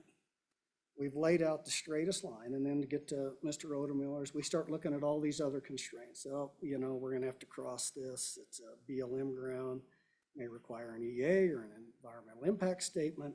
They're gonna put the burden back on that, on the cost of the company. And so we're gonna move the pipeline because of these other financial timing constraints. And so that's the way it works in the real world. My point being is, and I'll ask you gentlemen specifically, are you aware of any pipelines in the state of Wyoming that when the first design, direction, length, where it's gonna go, was altered and changed associated with all of these other regulatory components, maybe the Historical Preservation Act, National Environmental Protection Act, the Clean Water Act, the Endangered Species Act. Have we ever moved a pipeline because of these? And so, Madam Chairman, the point that I'm trying to lead here is why is it? Why is it? Why would anybody move a pipeline because of regulatory avoidance? The point is they move the pipeline. And the idea that a landowner is all of a sudden going to stop a project when the company has the ability to move the pipeline to a friendly landowner that they can acquire an easement for is well within reason. It just may be cheaper, Madam Chairman, to utilize the right of eminent domain than the cost of condemnation. But clearly, no single landowner can stop a pipeline when the alternative is go to the adjacent landowner and realign it, because we realign pipelines routinely all over the state of Wyoming, particularly on federal lands. If we can do it on federal lands because of regulatory avoidance, why is it such a burden? And I don't know the answer to the question. I'm just curious. Is why is it now that a single landowner with 1 acre is going to stop a pipeline when it could be moved? Madam Chairman, Senator Hicks, appreciate the interrogation. I reject the premise, number one, that your premise that it's all about regulatory avoidance, that we don't want to do something, is incorrect. So we'll start with that. But I will say, and I think you know, probably more than most, the challenges that the federal government faces, and that companies do make choices to try to go elsewhere in the face of the difficulties of dealing with the federal government. That's why we have 11 rigs and North Dakota has 30. People leave Wyoming because of the regulatory burdens that we face. So now if you want to charge me with creating a scenario that kind of for simplicity's sake may go too far, 1 acre, as if you can't go around 1 acre. Sure, you can go around 1 acre. People do that all the time. No problem. The point I was making, Senator, is what if surrounding that 1 acre is topography that you can't deal with? What if surrounding that 1 acre it presents other structural or environmental problems where you can't move? And a bill like this and its a strict prohibition like this ends that pathway. So it's not about saying, yeah, the ESA, is causing us trouble, and we'll move around it for the federal government, but we won't move around a landowner, even though there's another easier acceptable path. I can nearly guarantee you that if there's an easier acceptable path, that the company's going to look at that for sure. Madam Chairman, and maybe I used a wrong example of a regulatory avoidance. I guess the point that I was trying to do, and I apologize if I portrayed that was the only reason. What I was trying to articulate and demonstrate is and have a conversation with is pipelines can be moved, and they're moved all the time for a number of reasons. Regulatory avoidance is one of those. For a multitude of reasons, regulatory avoidance. I guess the point that I'm trying to get to, let's deal specifically with private land and the ability to move pipelines on private lands. More times than not, is it just not a cost consideration that it's cheaper to use eminent domain and go across somebody than it is to reroute it 5 or 10 miles around their property? Is that the issue that we're dealing with? Is it strictly cost to the company or the shareholders? Go ahead. Madam Chairman, I don't think that's a fair statement in every case. So, Madam Chairman, Go so ahead. please articulate a few cases where that's not the case. Madam Chairman, I can't talk to you about specific cases, but I mentioned to you the possibility of there's lots of reasons why pipelines might need to be rerouted. All right, well, we are running quite a bit behind, but we do want to make sure this horse is dead. So go ahead, Senator Kolb. I will. Thank you, Madam Chairman. I will try not to kill the horse anymore. But just a general question is, say if you had a scenario that you had an area which would make it a lot less expensive to go a certain direction with a pipeline. I mean, besides the fact, the less pipeline you have, the less danger to the environment there is. But let's say you've got a piece of land that you need, that you really would be beneficial to go through, a lot less costly. Do you offer those folks in that piece of land that would be a lot less costly, more money for that ability to go across that land when you're in negotiations? Generally speaking, how is that handled? Thank you, Madam Chair. Go ahead. Madam Chairman, Senator Cobb, thank you. I'm, again, just speaking from my chair and from my perspective, I would say that it's less the cost that is the concern and the certainty of execution. So if I could, I very much appreciate what Senator Hicks and the point that he was making. I would counter that is that for my desk as general counsel, the certainty of even if it takes longer and is more costly, to know that we are going to have to go through the regulations to lay a pipeline on federal lands, we will do that 10 times out of 10 before thinking if the objective is costs and if the objective is cost and timing and certainty versus going to a judicial officer to determine eminent domain. Okay. Follow up? Yeah, thank you, Madam Chair. Well, that really wasn't my question, so I'll try to do it again. You're going to give someone $1 going through their property, okay? And then after you analyze the whole situation, with your routing and what it's going to take to say change the route, would you offer more than the $1 to go through that said property, or would you increase the offer because it's more valuable to you? I guess I'm getting to the point that you compensate people for the ability for you to put in a pipeline in a more efficient way, or do you treat them all the same, irregardless of the fact at the end of the day you'd end up,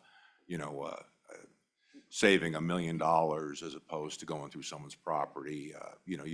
It'd be cheaper to go through their property, right? And you say I condemn them, but before you get to that point, do you offer those folks more money in compensation for the ability to traverse that area, in a right-of-way? That's my question. Is there more compensation given for you saving money? Do you compensate those said landowners in some appropriate way, some calculation? So that was my original question. I apologize for not obviously stating it correctly, but that's my question. Thank you, All Madam right, Chair. go ahead. Madam Chairman, Senator Cobb, thank you. It's Kolb. Kolb, I'm sorry. That's okay. I don't have a specific fact pattern as to my lived experience. The experience we have is not directly to that fact pattern, but I can give you an analogous example that isn't really specifically to pipeline. And I can know that typically your landowners who negotiate first tend to take the first offer.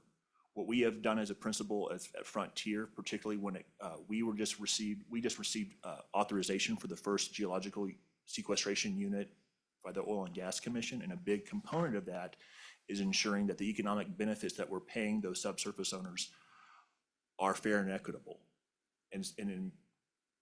From that perspective, we made the decision to renegotiate the royalty rate with the original landowners who had taken their first offer to help make sure that since the market had improved since they originally executed their pore space lease, we went back and amended those leases to make sure that that the royalty rate was homogeneous with all of our owners. I think that knowing that that's our principle, if we felt like that a landowner needed higher compensation because of the timing of that they negotiated the right of way, or because of to your point, the expediency in which we're able to capture that right of way, those will all be factors that we would take into consideration.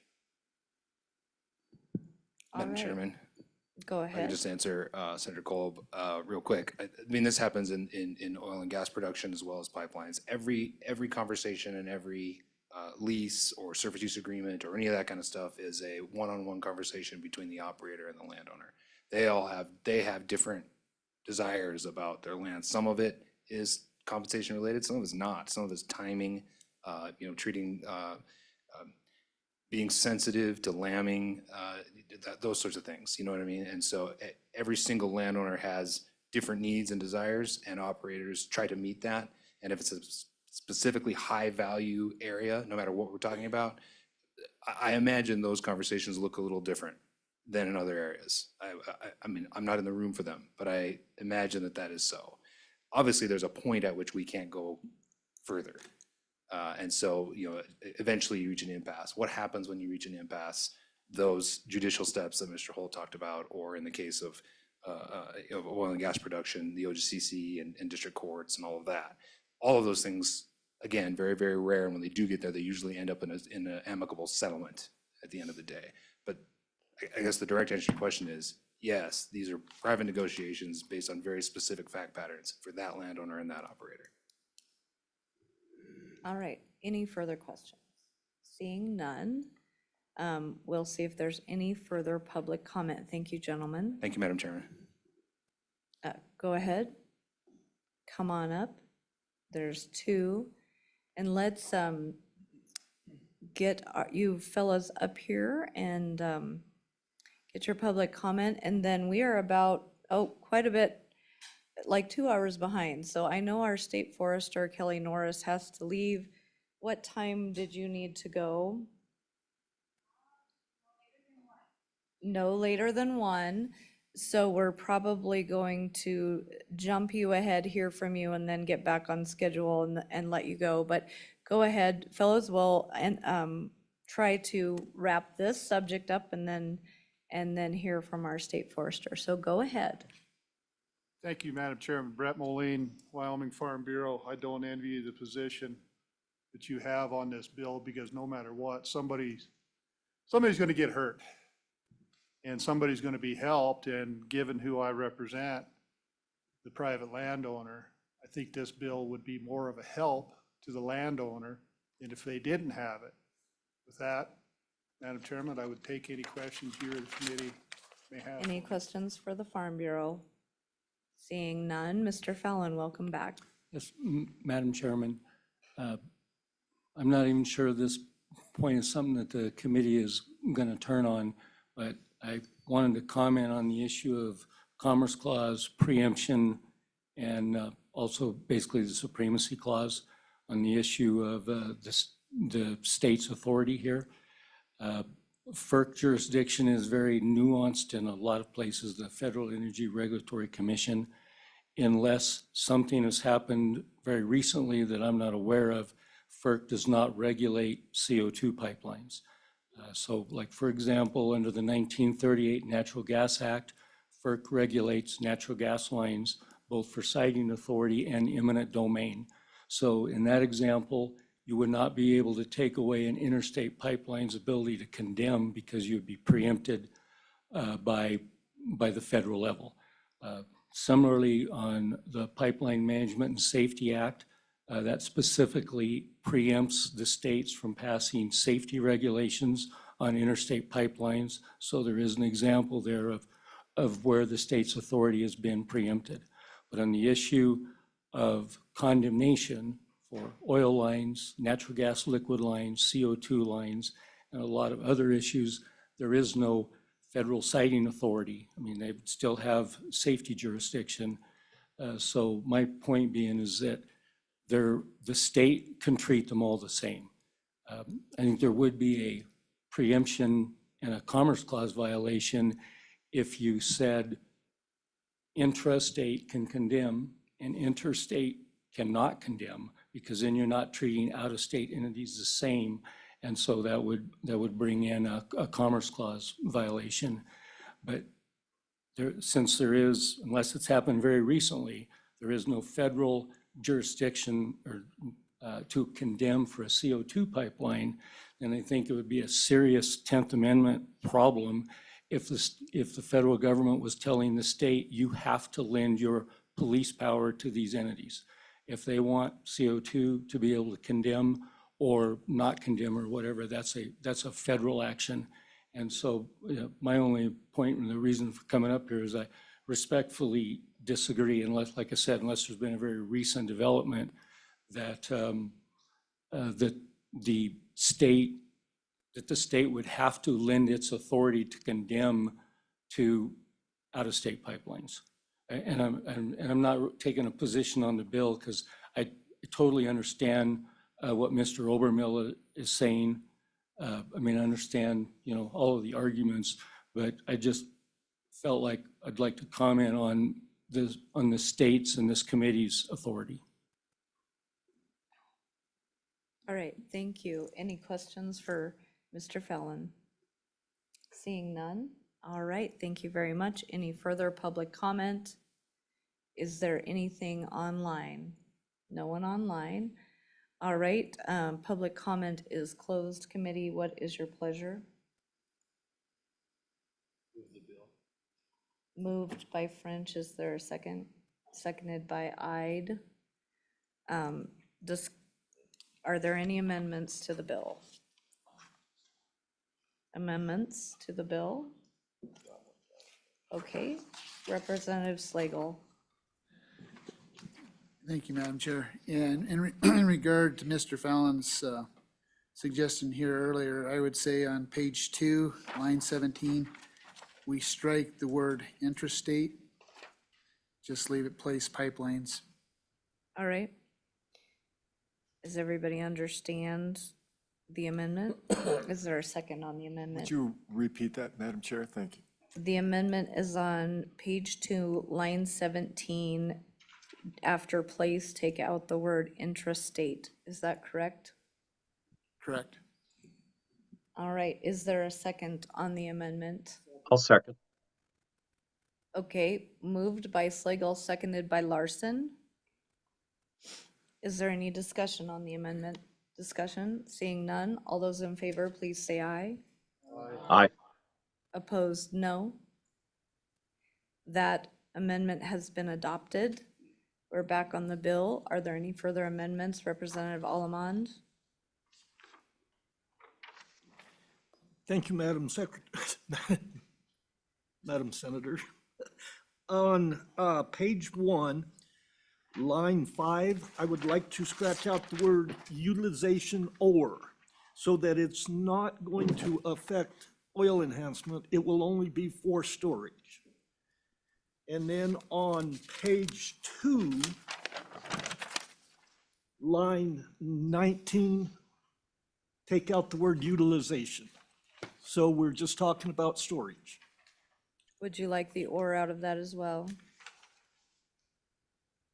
Yes. All right. Did everyone get that amendment? All right.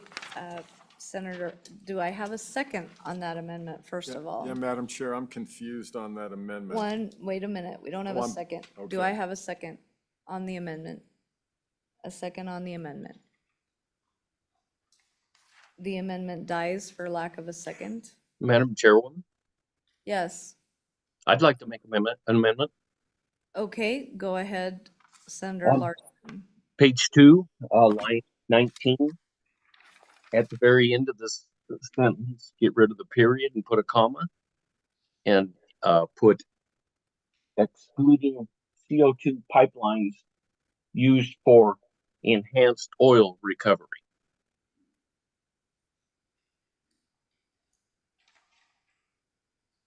All right, is there a second on that? I'll second it. Okay, moved by Larson, seconded by Allemond. Discussion on the amendment? Discussion? Seeing none, all those in favor? Oh, go ahead, Yeah, Senator Madam Ide. Chair, just so I'm clear, would you restate where that goes on page 2, so I can get it in here? Thank you. It's on page 2, line 20, where there is a period at the end, make a comma, and then add including CO2 pipelines for enhanced oil recovery. Is that correct? Excluding. Excluding, I'm sorry. That would be bad. Excuse me, excluding CO2 pipelines for enhanced oil recovery. Is everyone clear on the amendment?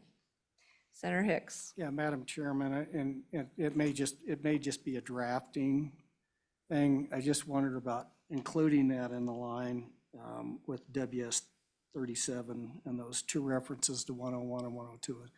And so I think it's more of a drafting consideration. So My recommendation would say to put that as a conceptual amendment and then have the staff attorneys look at, I think the intent is to exclude CO2 pipelines for the purpose. I'm not sure that that's where that belongs within that statute, is to do a comment. So it's, Anna, do you have a comment on that as far as maybe the best placement of the amendment? Madam Chairman, I think maybe on line 17 after pipelines, I could put it there. That might be a better place to put it. All right, Senator Larson, would you be amenable to changing that to line 17 after pipelines, excluding CO2 pipelines for enhanced oil recovery? Would you mind moving that? Madam Chairwoman, I agree with that and would make that motion that way then. Okay, all right, and the second is okay with that? Okay, so now everyone understands what we're doing?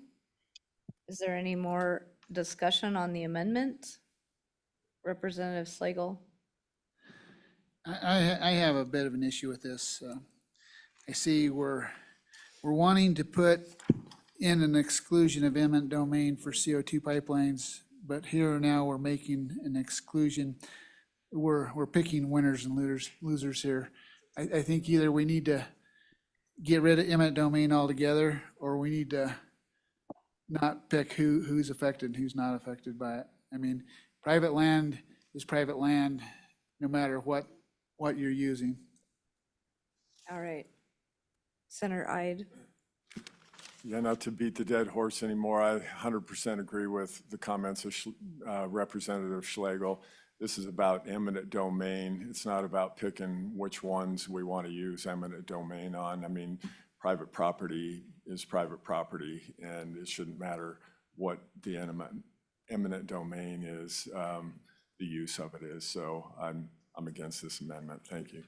All right. Seeing no further discussion, all those in favor of the amendment, please say aye. Aye.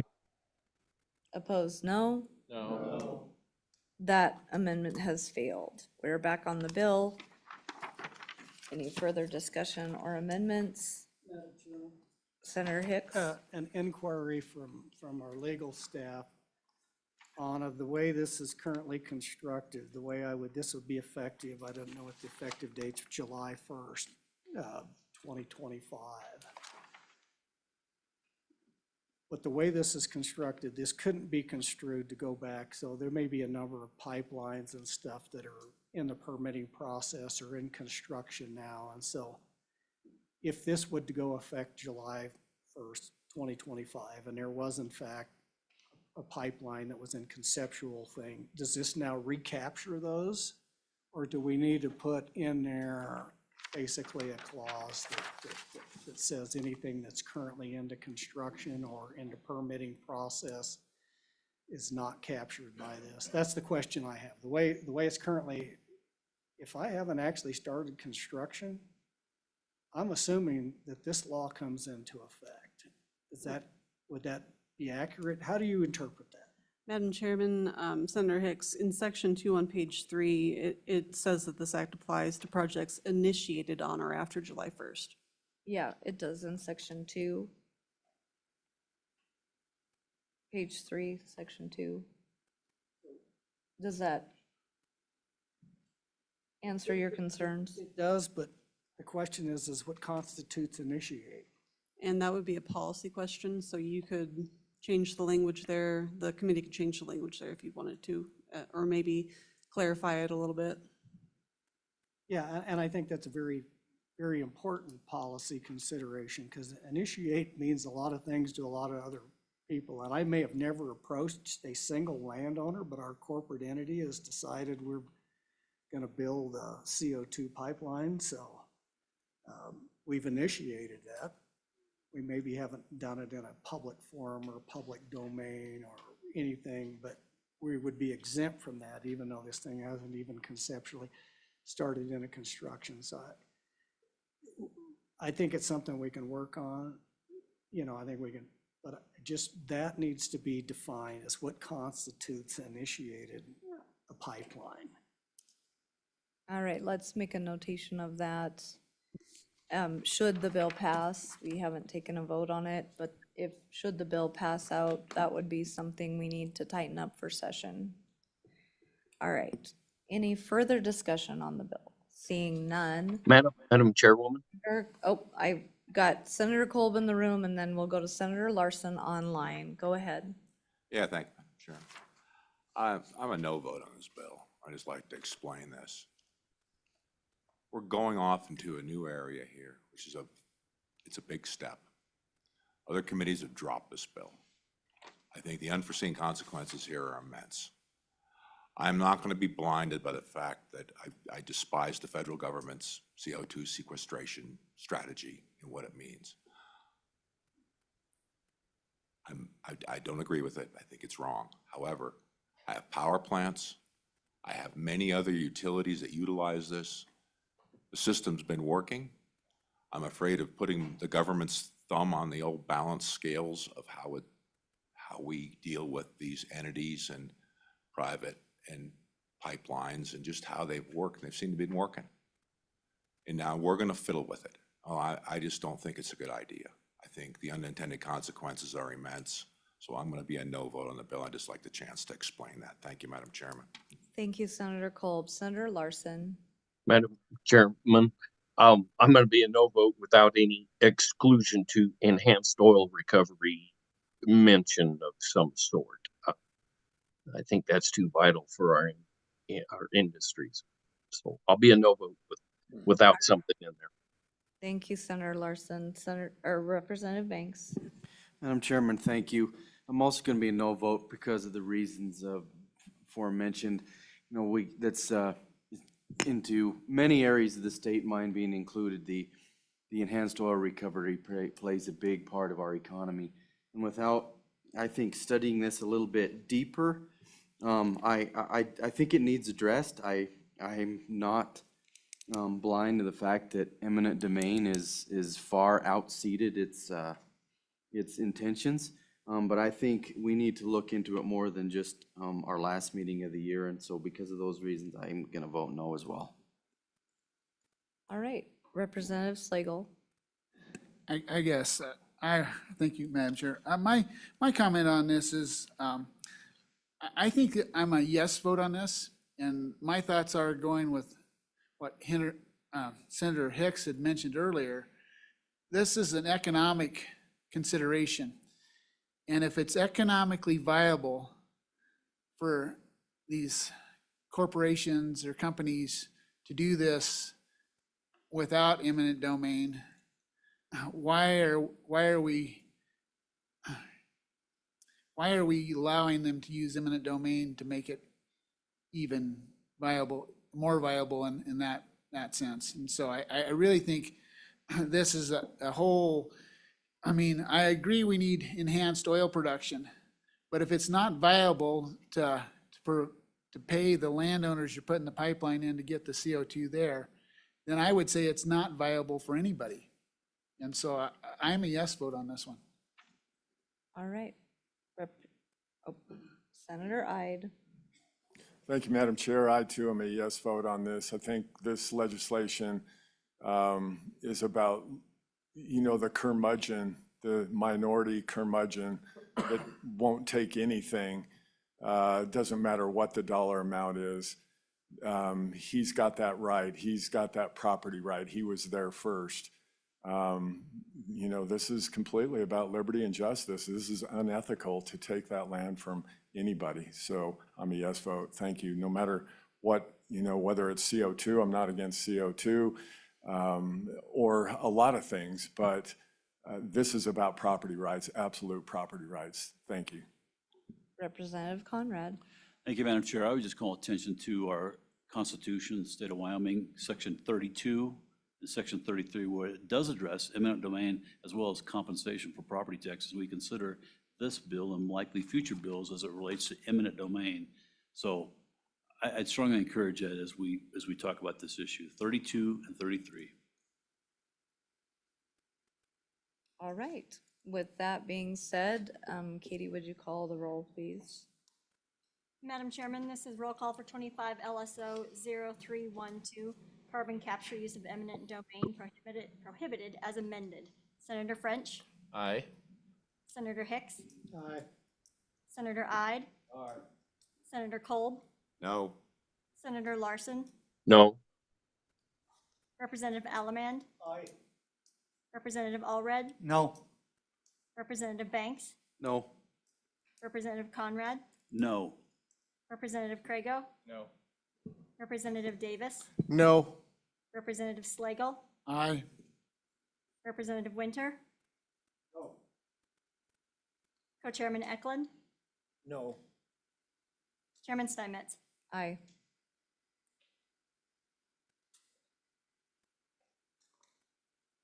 That failed committee sponsorship. The bill has failed. So with that, we are gonna push through committee because our state forester Norris has to go down. So we're gonna, without objection, we're going to amend our agenda, let her come up and give us her briefing, and then we'll get back to our agenda after lunch. I apologize that we're running so far behind. Obviously, the committee takes their job very seriously and vets every piece of legislation. So with that, welcome. We hope you have some good news for us. Thank you, Madam Chairman. Yes, I am going to stay pretty focused on the draft bill that is 25 LSO-30664. So this is, let us catch up because this is a bill that was submitted late. It was out on the front table. It's the Forest Health Grant Program. I don't believe that got in our packet, did it, Katie? Yes, so this is, we knew that the fire working group would be very fluid because it is a, I don't know if we should call it a fluid situation because it's fire, not water, but so that's the reason. Go ahead. Okay, thank you. Good afternoon, Madam Chairman and Chairman Eklund, committee members. My name is Kelly Norris, Wyoming State Forester, and thank you for listening to me today. I'm going to run through a little bit of comments on this drafted bill. And thank you for moving around today my schedule. I am heading to Sheridan. The Elk Fire has their community meeting tonight that I'll be presenting at. So with that, Wyoming has 2.5 million acres of state and private forested lands that need to be proactively managed to increase water yield and quality, reduce catastrophic wildfire impacts and effects, while creating valuable forest products and wildlife habitat. The Forest Health Grant Program is a step in a good direction to do just that. This Forest Health Grant Program has different things that can provide the scale and scope for getting work done that needs to be done on those state and private lands on the ground. And for example, the Elk Fire, which is what I'll be heading up to up in Sheridan, was stopped on state trust lands because it ran into proactive management. There was a very large aspen enhancement project that state and U.S. Forest Service on their lands that was coordinated between State Forestry and Wyoming Game and Fish about 6 to 8 years ago. Associated with that aspen enhancement project were numerous clear-cut units that were harvested on state trust lands of mature lodgepole pine, creating age diversity and a mosaic, which helped to reduce the fuels, increase the forest health, and slowed the fire down to a stop right there. State Forestry is encouraged of the proposed Forest Health Program will be set up as a cost share, as it can be easily implemented with similar past cost share programs that we have provided through federal and state funds. I do want to make the committee aware that State Forestry has recently applied to a U.S. Forest Service private forest landowner cost share funding grant for $1.5 million, and this could be easily leveraged for this through this type of proposed grant program. I do have a few comments to consider with this bill draft. So first, I suggest the committee considers 75% cost share rate. 75% is more consistent to what State Forestry has previously implemented cost share programs to, and 75% is an easier number to administer to. Second, I'd like the committee to consider adding language about matching funds, and this is located on page 2, line 24. In our experience, including cash or in-kind contributions from any source could be a very valuable tool. The next item I'd like the committee to consider has to do with where the projects are eligible for grant funding. I think it is great as it is proposed, as there is substantial amount of critical project work on all state and private lands within priority watersheds in Wyoming. I do want to point out that many of the federal fuels mitigation grants we receive include lands that are on county or city lands, and that also need to be desperately treated. For example, the city of Sheridan owns 3 acres that needed immediate treatment around a water intake facilities in this last month during the Elk Fire. So it might be worth considering adding the words county and city, or just generalized to non-federally managed lands.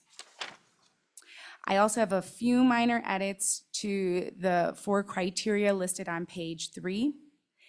I believe number 1, enhancement of water yield should be at the top of the list, but I also recommend adding water quality with yield. This could become more important going forward post wildfires in certain areas in our state. The other recommendation I have is with number 3. I completely support Wyoming's forest products industry, but I suggest the wording focus on the action of the project itself. Instead of saying supports, that's hard to quantify in a grant program, but if we were to say increasing the production of forest products, that would match a little bit closer to enhancement, reduction, improvement. Support is hard to figure out what that action is per se. And then lastly, I would ask the committee to consider adding language that would give the State Forester authority to use administrative or salary costs to carry out this program. I'm not asking for any positions tied to this program as it is, but in time, for example, with this fire season, we use 90% of our staff to manage this year's wildfire season. And as we add another program on in the future, it may be good to have that authority moving forward. So on behalf of State Forestry and the 2.5 million forested acres within Wyoming that this program could possibly impact, I would thank you for your consideration in investing in Wyoming's forests and recognizing their importance to water yield and quality, reducing wildfire effects, and how they can support local communities and wildlife. And I'll open it up to any questions. Okay, before we get to that, tell me where you wanted to put, did you say use funding for administrative costs? Is that what your last one was? Yes, I would ask for that. I don't know where. I would just ask for that authority. And I know you put that together pretty quickly this week. I think that's the only one I didn't really get. So thank you very much. Questions, committee, for the State Forester before she needs to leave? Any questions from the committee? Okay, Senator Cole. Yeah, thank you, Madam Chairman. We have a note, staff comment, and it refers to using it for private, to be given to private landowners, these grants. Just what does that mean? What does that mean? What type of thing are you doing for private landowners? Thank you, Madam Chair. Go ahead. Madam Chairman, Senator Kolb, that is a good question. So what we do, and I actually checked in on this with our AG just recently on that note too, is making sure that if there is going to be a project that is implemented on private lands, that there is a benefit to the state as a whole. And when we go through any sort of contracting, we have our Attorney General review the project. And so there is projects that are done on numerous private lands for fuels work or other things that benefit the Wyoming as a whole. And so it's making sure that we're not just, from my understanding, giving money to a private landowner, but where the projects itself would have a benefit to the whole and the betterment of the forest. Follow up. Okay, go ahead. Yep. Just specifically, I was going to make a joke about some federal folks running for government talking around in a circle.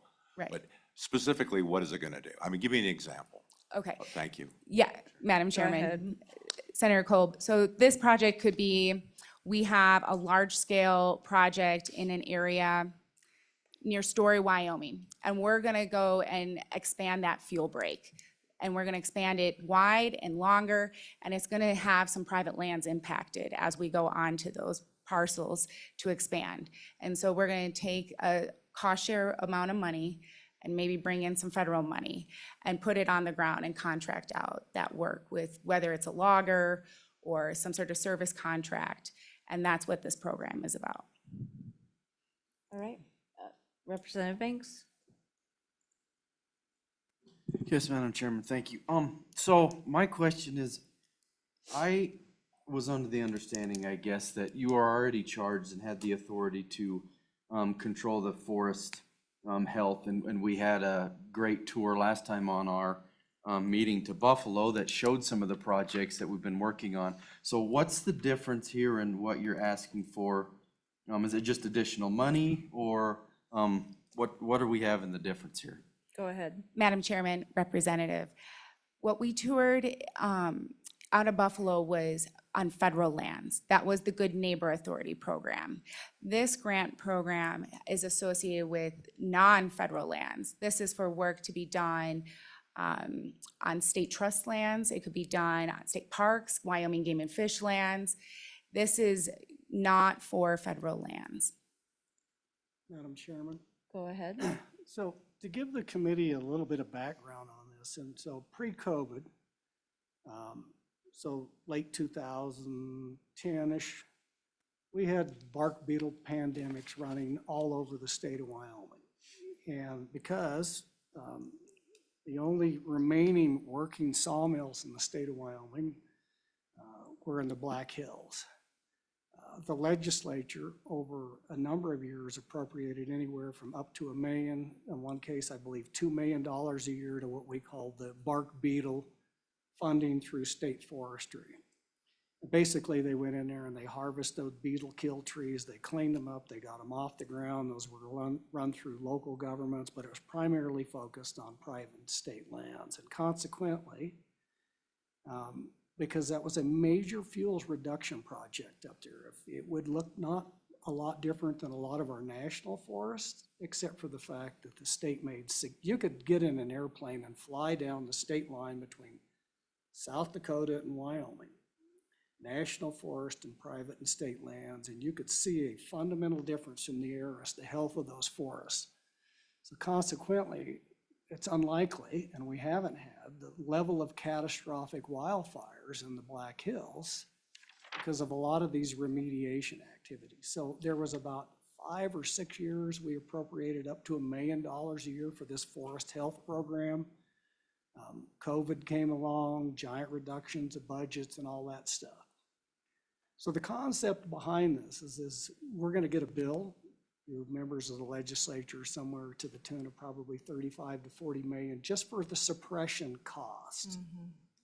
Just for the suppression cost. That's the state's share. Oh, I'm getting the finger. Now it's not even a ballpark now. So just think of that 35 or 40 million dollars could have been deployed ahead of time over a period of years to reduce the cost to our taxpayers. And again, that's just the suppression cost. We're not now talking about the cost associated with noxious weeds, fences, economic impact across the board to those private landowners. So there's an old saying, you know, a stitch in time saves 9. That's what this program is exactly designed to do. And so that's a background of kind of the precursor to this. We've done this in the past, was specified. We started to expand it to be statewide the last year that the legislature appropriated this money for that bark beetle program. And it changed the name to Forest Health, recognizing sometimes we need to get ahead of these things, not just constantly react to a bark beetle. So this is kind of the initial reinstatement of something I think is going to save us a heck of a lot of money in the future and actually pay other dividends. And so, Madam Chairman, just to walk real quick through that ranking. So if you go to page 3, there's a rationale for why some of that, and I think it gets back to some of the staff's comment. But so number 1 is enhanced water yields. I think many of us that have sat on this committee last year, you've sat through a presentation and understand the implications of forest management on water. Don't forget, under our constitutional construct, water is the property of the state. If you go back to the Organic Act in the 1890s that established the U.S. Forest Service, was a precursor. Two fundamental components was water yield and water quality. That was the mandate of those national forest systems. So this is kind of to that issue. This is the state's property, not only on the private and state land, but that water is the property of the state of Wyoming. So it's inherently incumbent on us to manage that resource for our own property. The second component is the cost. We just talked about that. Just the suppression cost is one thing. Now we're going to deal. This is probably somewhere in the neighborhood. By the time we get done with weeds and other things, we could very well be on appropriating this go around $70+ million or more. That if we maybe had spent a little up front, we wouldn't be spending that money now. I like the suggestion. I would agree with the state forester on item 3. It should be the increase in production of forest products. Gets around that issue, and then the improvement of habitat conditions for wildlife. Remember, under our statutory scheme, again, wildlife is the property of the state of Wyoming. And so it's to enhance our property on those private and state and add the terminology local government lands. So that's kind of the genesis of, we had a similar program, significant financial reductions during COVID and stuff, but after going through this year again and looking at the overall burden to the state of Wyoming, maybe we ought to do a stitch in time. So this would reinstate this program in the state forestry. So I hope that helps the committee with some background, Madam Chairman. All right, well, that sounds good. We're just going to finish up with our state forester because she has to get on the road. So does anybody have further questions for her? All right, I don't see any. Thanks for the good work you're doing, and we appreciate it. It's hard to find someone that hasn't been affected by fire this year, so we appreciate your work, and we'll keep working on this bill and let you know how it turns out. All right, thank you very much. Thank you. All right. With that, committee, we'll break for lunch until 1:30 and come back and get back to our wild horses. We're sorry we're running behind. And so be back at 1:30.